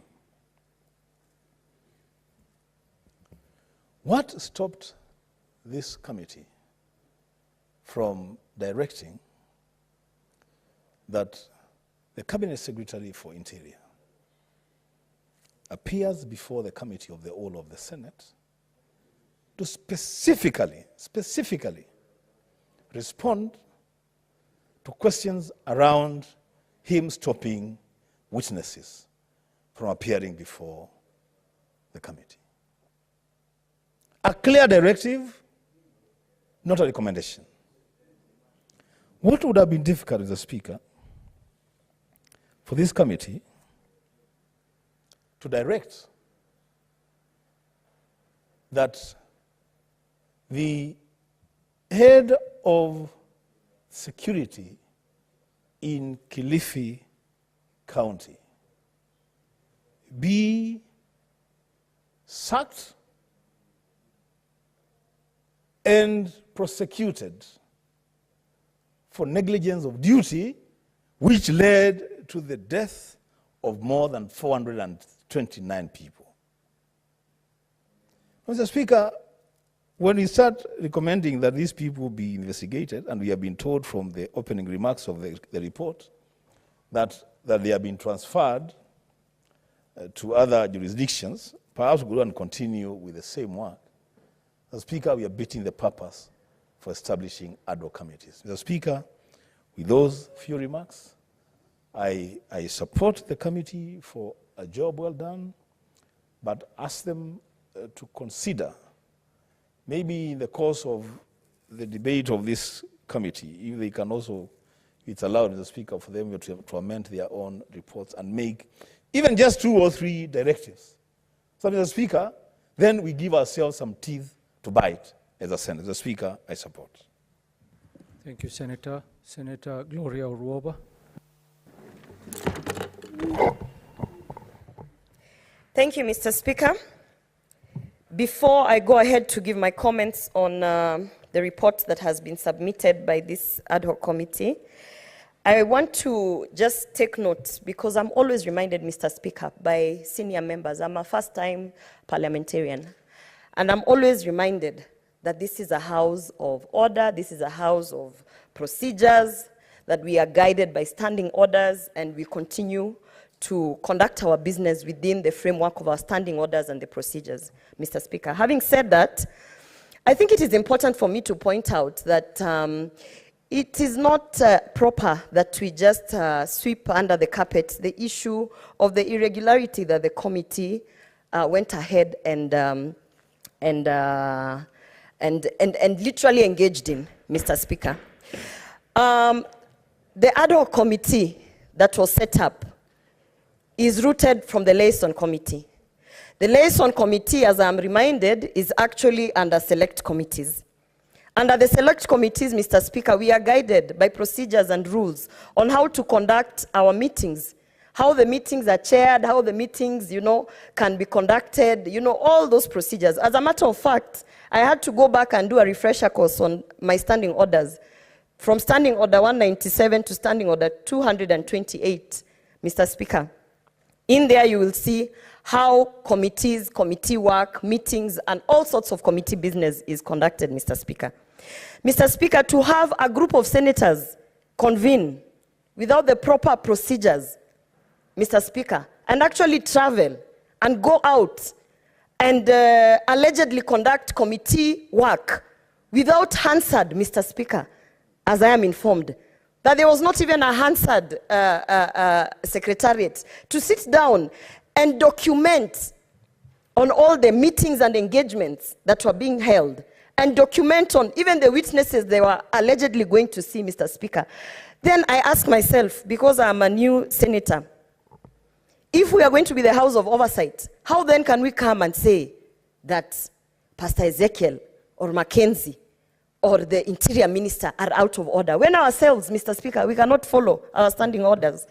How then do we have the moral authority to even table, allegedly, a report, Mr. Speaker? And Mr. Speaker, as I weigh in on this... Senator Gloria, one moment. What is your point of order, Senator Mungatana? Mr. Speaker, I had the rare privilege of chairing this committee. Mr. Speaker, the issue that Senator Gloria is raising has been canvassed before this House. We have, in fact, discussed it, and the Speaker has given a ruling on it. Is it in order for the Senator to resurrect the same matter which has been given directions on by the Speaker in this House? Mr. Speaker, maybe there are many other issues to debate in this report, but is it proper for the Senator to revisit an issue that has been debated and it has been given direction and a ruling given? To resurrect it, Mr. Speaker, it is a show of bad faith on the part of the Senator, Mr. Speaker. Maybe you can give us guidance, Mr. Speaker. What is your point of order, Senator Mohamed Faki? I have listened to Senator Uruoba alleging that the select committee is under the guidance of the liaison committee, and I wish stand in the order does it provide that the select committee is under the guidance of the liaison committee? Number two, Honorable Speaker, I've looked at the standing orders that she had alluded to, but none of them supports the assertions that she's making before this House, Mr. Speaker. We know she may be a novice senator, but the mistakes that she's making are not proper, Mr. Speaker, sir.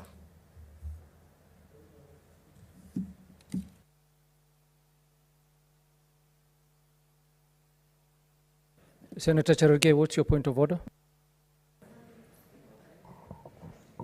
Mr. Speaker, Standing Order 92, 93, 98, 101, 101. Mr. Speaker, what Senator Gloria is doing is debating.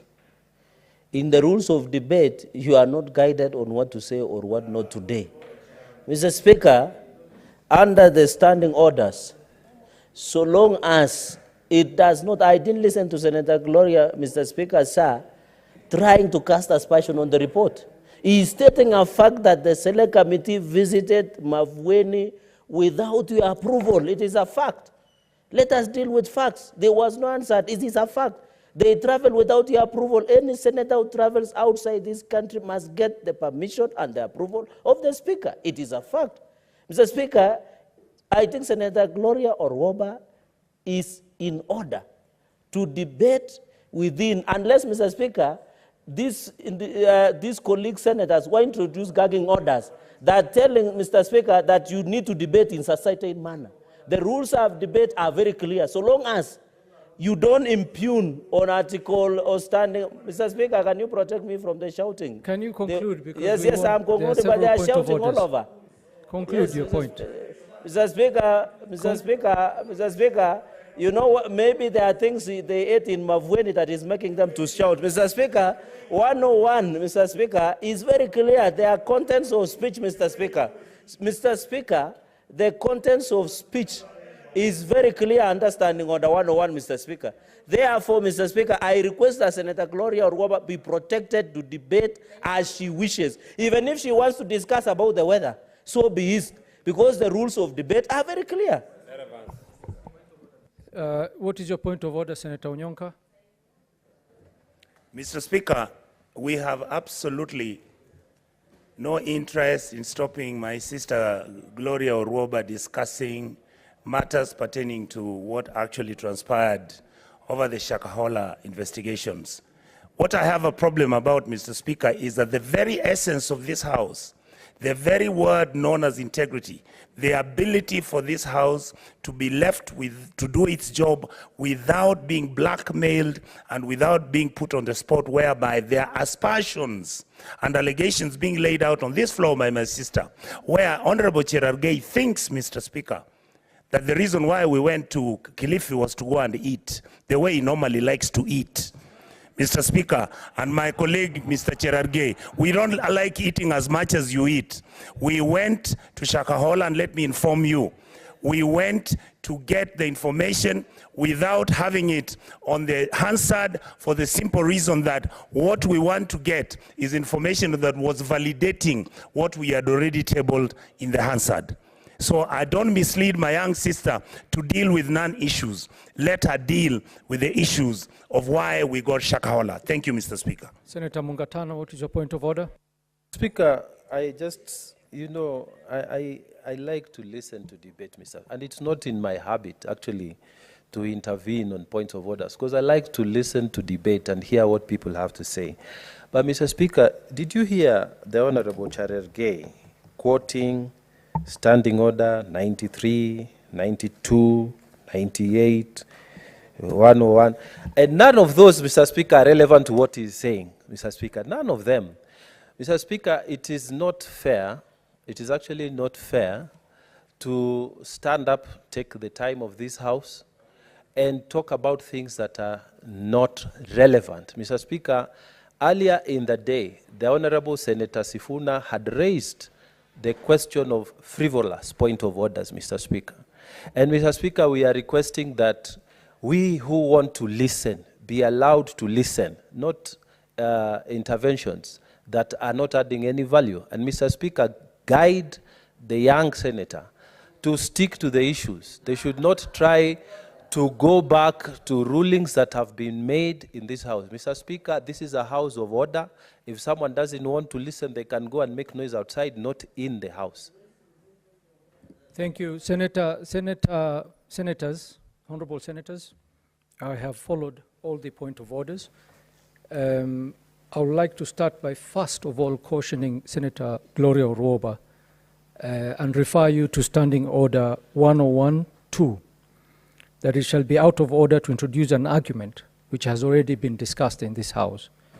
So while making your submission, stay away from gray areas if you're not sure. Senator Cherargei, I will refer you to Standing Order 120, irrelevant or repetition and quoting standing orders which were not relevant to your point of order. Well, you stated several standing orders.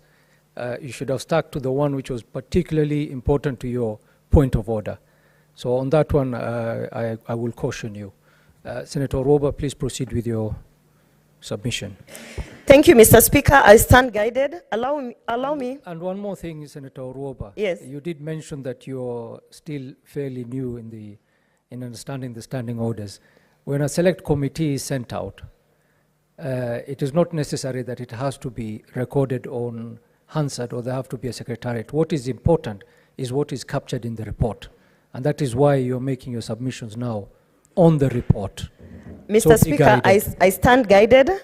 And Mr. Speaker, for the record, kindly protect me. For the record, Mr. Speaker, let it be noted that all the standing orders that I mentioned, 197 to 228, guide us on matters business that is being connected under select committees. Mr. Speaker, I'm finding it very, very difficult each and every day when we come to give contributions, particularly us young women senators, that we keep on getting all this it's like, I've heard Senator Mungatana, Mr. Speaker, stand up and say, guide the young senator. You know, Mr. Speaker, some of this terminology and allusions of discriminating senators based on their gender, based on their age, Mr. Speaker, this culture must stop. Mr. Speaker, as I continue to give my submissions, Mr. Speaker. Senator Oroba.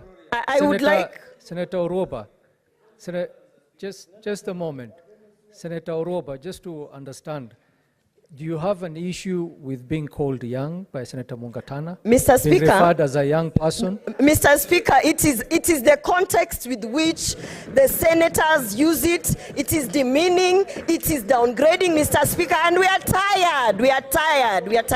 Senator Mr. Speaker, Mungatana, allow me to continue with my submissions. Senator Mungatana, what is your point of order? Speaker, the Honorable Senator Oroba, let me just say, the very, very Honorable Senator Oroba actually said in her own submissions that we young senators who are novice, we are learning.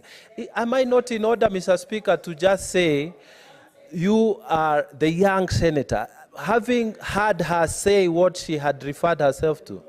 Mr. Speaker, I think, Mr. Speaker, with due respect, I am pleading with the House, Mr. Speaker, if you have content, to let us hear the content.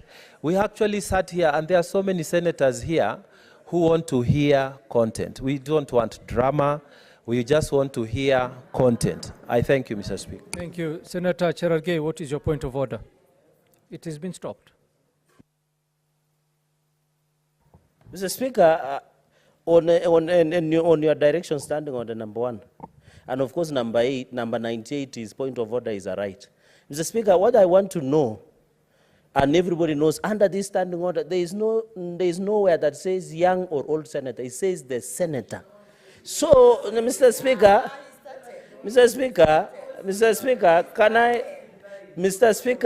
the context. Mr. Speaker, the context of saying the young senator That context is wrong. It's like they're saying the woman senator or the old senator, Mr. Speaker. The standing orders refers only to a senator. It does not say the young, old, or a woman, or a PWD senator. Mr. Speaker, let us follow the standing orders. Thank you, and Senator. some of us will not be intimidated by shouts. I can tell you for free. Honorable Senators, if I may rule on this, the reference that Senator Mungatana made was directly picked up from your own comment, Senator Oruoba. No, Oruoba, when you were making your submissions, you did declare that you are a novice senator, young senator. Don't engage the chair, Oruoba, just listen. This, what happened was, I mean, the phrase young or youthful is a terminology of fact. You cannot walk away from it. Now, the thing is, honorable senators, we all know of the old adage that says, you cannot have your cake and eat it too. Being youthful and young cannot only be used to your advantage. Parliamentarians also have the Young Parliamentarian Association, which I'm sure you also subscribe to. So the terminology of fact still remains that you're a member who's youthful and young, or a novice, as Senator Faki puts it. So don't take offense with that terminology. Please proceed and submit your... Thank you, Mr. Speaker. I'm guided by the old senator. Mr. Speaker, I want to now stay away from the, as you said, I'm guided not to talk about whether or not it was against our standing orders. Mr. Speaker, I want to go ahead and say that perhaps my message is that we should continue to hold our standing orders high, Mr. Speaker, and to remember that even as we are sent out there are procedures, and we must follow them, Mr. Speaker, so that when we are tabling any report here, the report can actually be taken with the seriousness that it deserves, and that we might not be suspicious of anything, Mr. Speaker. Having said that, Mr. Speaker, I want to say that for me, it is two things that have come out. In the report, there is a whole section where we are talking about cults, the definition of cults, and all of that, Mr. Speaker. But I have not seen a recommendation where the committee then says that we are going to legislate around the illegality of cults, Mr. Speaker. Because the problem that we have is not to regulate religious institutions. The problem that we have, and I have said this before, is that we have no legal definition of what constitutes of a cult. And we have no legal definition of what constitutes of cultic behavior. So therefore, someone wants to wake up and say, and I've seen in part of the recommendations that we must, recommendation 502, where they say that we must regulate religious institutions. Mr. Speaker, I ask this, and I am a Christian, but I ask this, who is going to play God? Who will now come and say, I am God, and I'm going to regulate Seventh-day Adventists, and from today you must eat meat? Or who is going to come in and say, I am God, I'm going to regulate the Catholics, and you are not going to use the rosaries and whatnot? Mr. Speaker, it is completely insane that, and this I find very disappointing, that a whole committee can sit down and say, let us regulate religious institutions. Where do you start, Mr. Speaker? Who will now act God? Who will decide that the Catholics have actually... Senator Mungatana, what is your point of order? Mr. Speaker, I must be protected. Those are frivolous points of order. No, it's not for you to determine, Senator Oruoba. Thank you, Mr. Speaker. It is obvious, Mr. Speaker, that the honorable senator who is addressing us has not read the report, has not understood what self-regulation is or regulation of religious organization is all about. Mr. Speaker, when you're talking about religious organization and regulation of them, you are not talking about rosaries. You're not talking about telling them to eat meat or not to eat meat. Mr. Speaker, and someone using words like insane, and you are the one who has not understood what we are talking about. Mr. Speaker, if you don't have content, please allow other senators who want to debate to debate. That is contemptuous. That is what we are talking about. Senator Oruoba. Contemptuous. That's wrong. What is your point of order, Senator Eddy?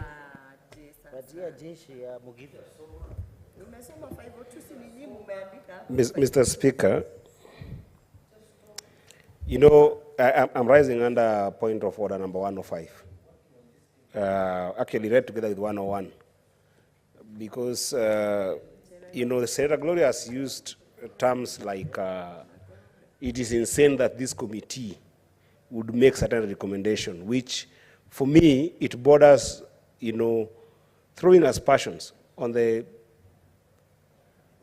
on the entire committee, actually, on the entire individuals who are in this committee, Mr. Speaker.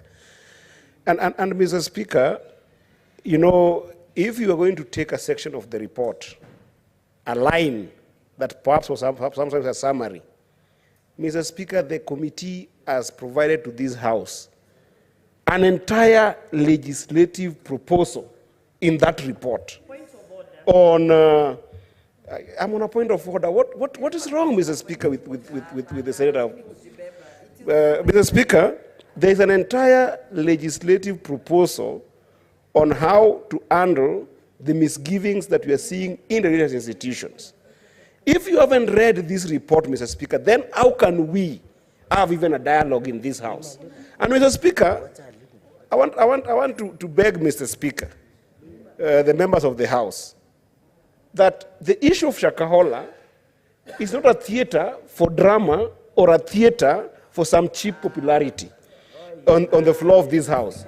Because there are serious lives that were lost. I would wish that as honorable senators, we can be able to discuss the issues we have raised in a way that can be able to give even some families who haven't buried their beloved ones some solace. I beg of the senators that let us not use it as a theater of politics and a theater of drama. When you have a report on your hand, they are very well detailed stuff, and actually there is a whole legislative proposal with regards to what you're quoting. So take your time, go read, come back to the House, and then you are able to contribute meaningfully. I thank you, Mr. Speaker. Senator John Methu, what is your point of order? Thank you very much. Thank you very much, Honorable Speaker. I also note, because I think many people want to contribute to this particular motion. I am also here. I want to contribute. But I am rising on standing order 114 on imputing improper motives on your colleagues. I know the Honorable Senator Mungatana is worked up because they have committed a lot of their time, a lot of their energy trying to look at this report. But as it is in the rules of debate, we must be tolerant to each other. You must tolerate my thoughts. You must tolerate my thinking. That is the reason why this report has to be brought to the House, so that we can debate and we can enrich it and we can share our mind. So, Honorable Speaker, I find it, and you must find the Honorable Senator Mungatana out of order by number one, imputing that Senator Gloria has not read the report, because he has no evidence that he has not read. That is, please allow them. Allow me to just make my final comment. Yes. Honorable Speaker, yes. You must then also find him out of order to impute that Senator Gloria does not have content, because he said.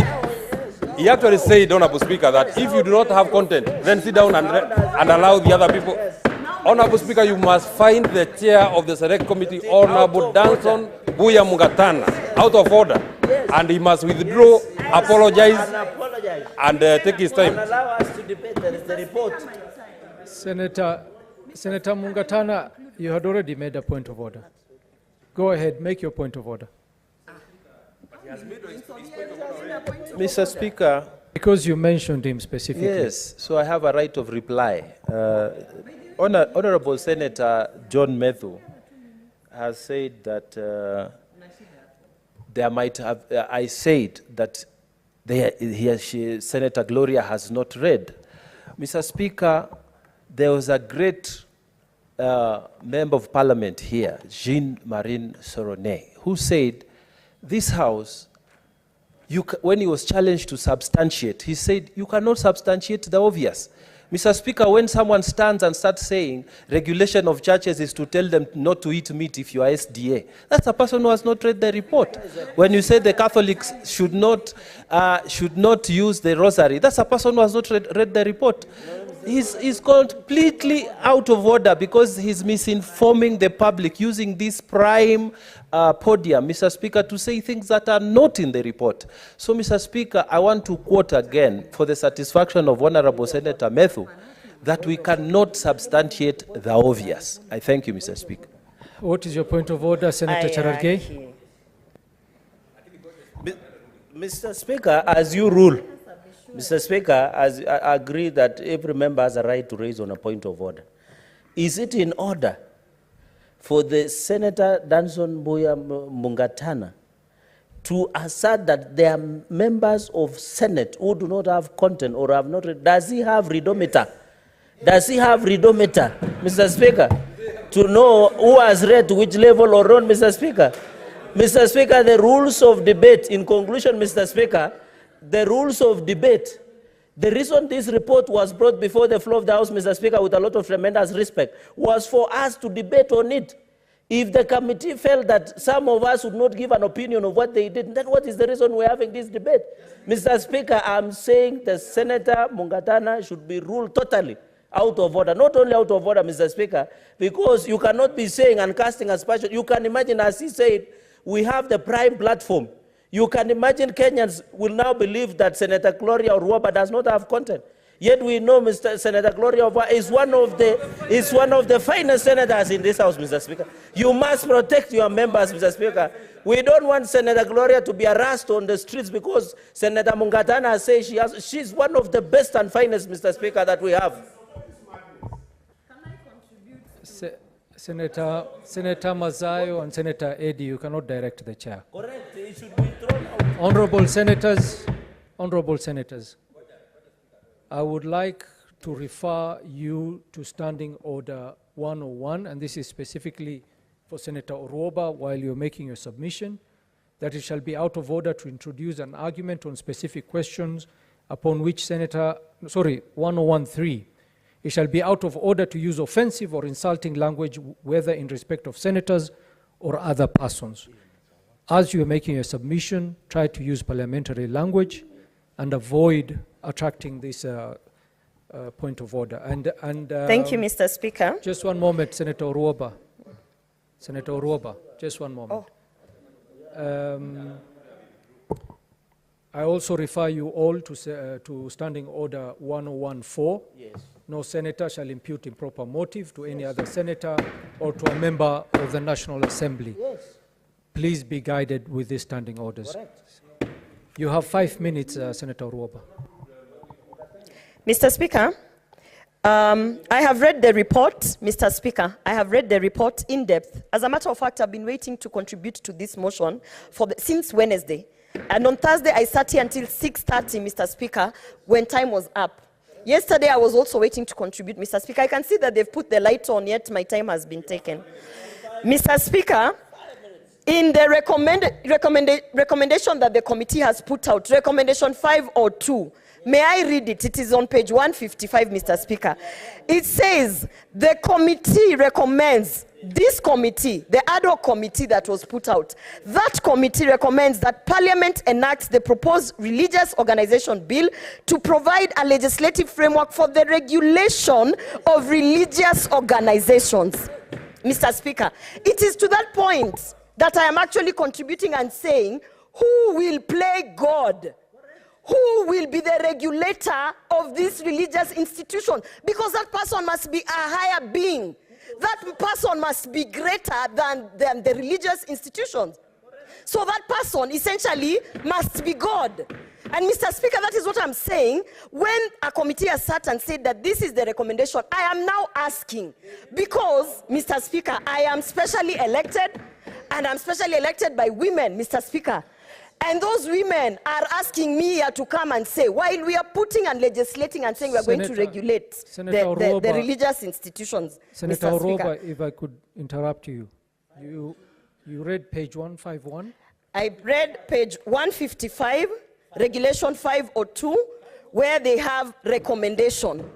the same report that has been given to me that I have been, interrogating, Mr. Speaker. I can repeat, the committee recommends that Parliament enacts the proposed religious organization bill to provide a legislative framework for the regulation of religious organizations. Further, establishment of the Office of the Registrar of Religious Organizations, registration framework, qualification of religious leaders, offenses and penalties for non-compliance, among others. Mr. Speaker, I am then asking, and particularly to the chair of this committee, because I have read, by the way, Mr. Speaker, I went to St. George's High School. It's not a small school. I'm very well aware of what I'm doing here, Mr. Speaker. I am just asking, who will play God? Is a question, Mr. Speaker. Mr. Speaker, I do not want to go further on that. No, kindly, Mr. Speaker, my time. I want to talk about another recommendation that they have put here, Mr. Speaker, which is on the social media. They talk about cleansing social media. They say that the social media platforms, there's even a directive to Communication Authority to be able to regulate the licenses that are being given. Mr. Speaker, the moment we are regulating licenses of particularly religious institutions, Mr. Speaker, then we might as well start regulating also music, because we do not want certain stations be given licenses to play reggae, because who knows what we think about reggae, Mr. Speaker. The moment we start talking about religious institutions being treated in a certain manner under licenses for, selling the gospel and bringing in, followers of Jesus, Mr. Speaker, then where do you stop? Because we'll also say that we will be regulating other content, Mr. Speaker. And all I am saying is that, and if my fellow senator, the chair of the committee, would actually just be tolerant to divergent views, Mr. Speaker, that we are giving, then he'll understand that when I was saying that regulating religious institution, for him it might not mean that necessarily regulating the basic nitty-gritties. But what are you going to regulate if not the activities of the religious institutions? You must regulate the activities, because Shakahola happened, and I repeat, because of cults. We have not legally defined a cult, and we have not made it illegal for certain actions to be defined as cultic actions, Mr. Speaker. So then, my submission is, instead of going to the religious institution, come here and give us recommendations of how we are going to define the cultic practices, so that anyone who's seen doing a certain activity, we can immediately point out and say, hey, that is a cult, that is a practice, and that is illegal, that person must be arrested. But coming to tell us that we are going to regulate religious institutions, Mr. Speaker, and using parliamentary language, for me, I will say that it is not proper, Mr. Speaker. So therefore, I want to submit and say that perhaps if the Senate ad hoc committee was not too quick to start. I will add you 1 minute to conclude. Thank you, Mr. Speaker. If they were not too quick to start poking holes on other things, I've heard that the cabinet secretary was apparently an impediment in so many things, but they could have come and talked to us, religious people, who actually understand what it means, so that we could have weighed in and given them all these things that we think would help in the report, Mr. Speaker. So therefore, I do not support this report, Mr. Speaker, and I still stand that this is a house of procedures, and procedures must be followed. No senator is bigger than another senator, Mr. Speaker. No, he could be older, I could be younger, but the standing orders and the proceedings, they are there for all of us, Mr. Speaker. I beg not to support this report. Well done. Senator Madzayo.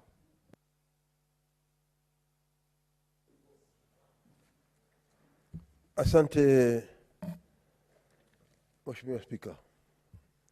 Mheshimiwa Spika, cha kwanza nataka kutoa kongole. Utanisamehe kidogo, sauti yangu si nzuri kwa sababu hali yangu ya afya kidogo iko na matatizo, kwa mafua mengi, kwa mvua ya El Nino na kadhalika. Bwana Spika, kwanza nataka kutoa kongole sana kwa kamati yetu ambao tulikuwa tumeituma kwenda kufanya hii kazi ya kuchunguza maafa yaliyotokea huko Shakahola katika kaunti yangu ambao ninayowakilisha ndani ya bunge la Senate, kaunti ya Kilifi County. Bwana Spika, kamati hii ilifanya kazi ngumu sana. na kazi yake ilikuwa ya kusikitisha, lakini ilikuwa ni lazima wafanye kazi kwa sababu ilikuwa ni sharti kulinganisha na yale maafa ambayo yalikuwa yametokea. Kwa hiyo nataka nimpatie kongole aliyekuwa mwenyekiti ndugu yangu Danson Mungatana na kamati yake kwa kazi walioifanya. Cha pili, Bwana Spika, mimi kama senator wa Kilifi na vile vile kama mtu nilikuwa katika mahakama ya Kenya na kiongozi walio wachache katika bunge hili, Bwana Spika, nataka kukemea sana, kwa sababu katika ile kazi ngumu ambayo ilifanyika ni kwamba wale watu ambao walikuwa wanatakana kuhojiwa na hii kamati, wengine waliambiwa wasiende, ama wengine pia walijipatia shughuli zao, hawakuweza kufika katika ile kamati. Bwana Spika, kamati ya bunge ni kamati muhimu sana, na ikiwa haswa jopo hilo limefanywa na bunge, ni kwamba kamati hiyo ni lazima iheshimiwe.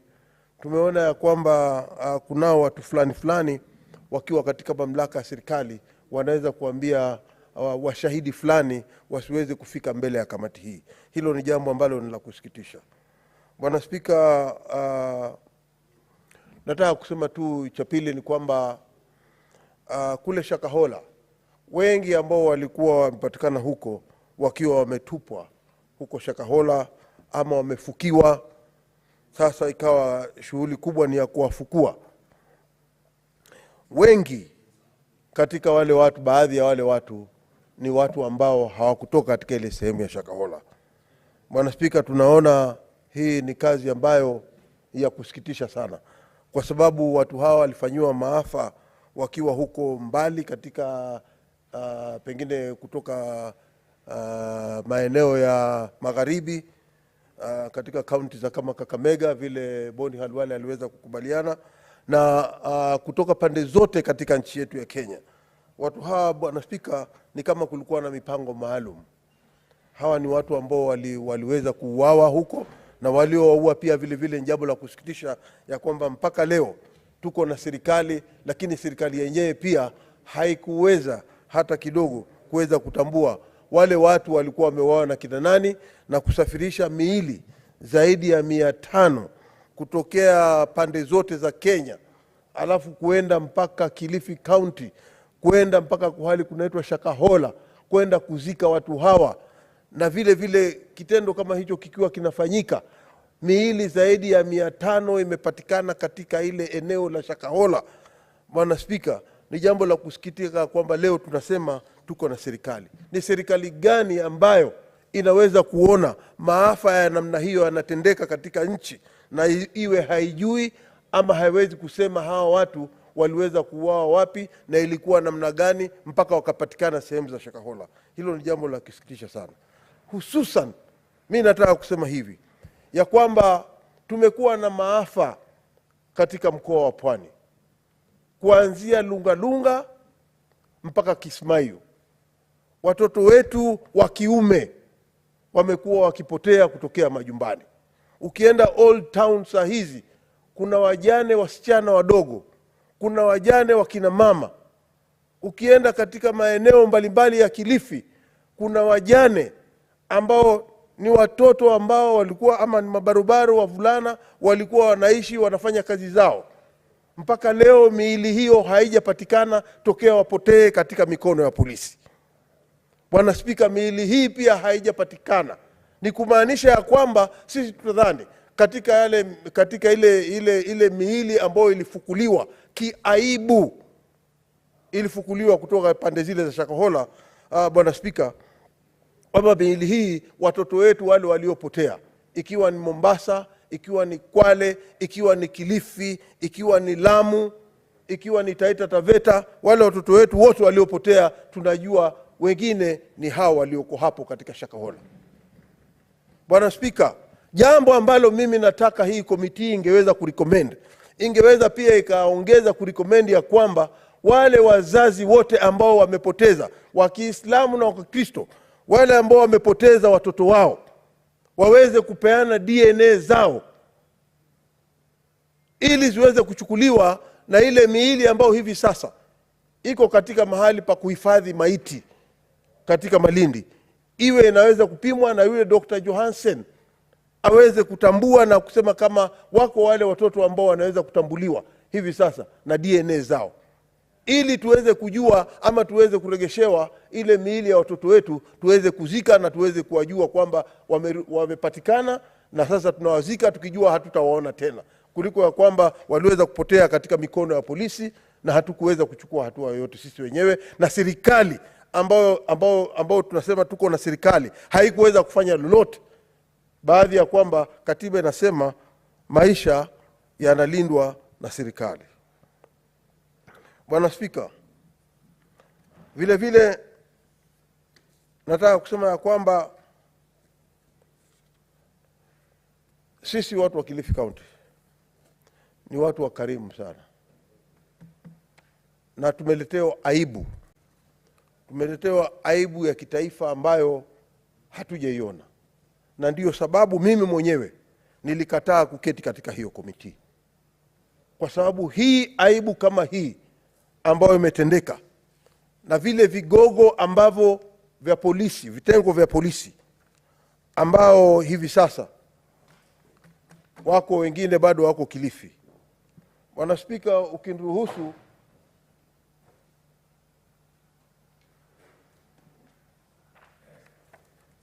ukiniruhusu ninaweza kukwambia katika ukumbi wa karatasi 425 kuna wale wakuu wa polisi ambao wameweza kutajwa hapa, ikiwa kuna Joseph Kemboi ambaye alikuwa senior superintendent wa polisi, kuna Charles Kamau Wanguhu ambaye alikuwa assistant superintendent of police Malindi, kunaye Solomon Odera ambaye alikuwa superintendent of police sub county police commander, kunaye Agamso Guracha ambaye alikuwa superintendent of police critical infrastructure protection unit, kunaye Augusto Okumu ambaye alikuwa officer commanding station Malindi, kunaye Hassan Hamara ambaye alikuwa officer commanding station Langobaya, kulikuwa na Calvin Maloa Otieno ambaye alikuwa Directorate of Criminal Investigation, mtu wa mambo ya jinai huyu katika hapo Malindi, na vile vile kulikuwa na Daniel Muthusi Muleli, County Criminal Investigation Officer wa Kilifi, Jacinta, huyu mama Jacinta Wesonga. Senator Mazayo, samahani, sorry for interrupting. When this debate resumes on this report, you as minority leader, you will have a balance of 51 minutes to make your contribution. 51 minutes as per Standing Order 1114A. Honorable Senators, it is now 1 p.m., time to adjourn the Senate. The Senate therefore stands adjourned until today, Wednesday, 29th November 2023 at 2:30 p.m.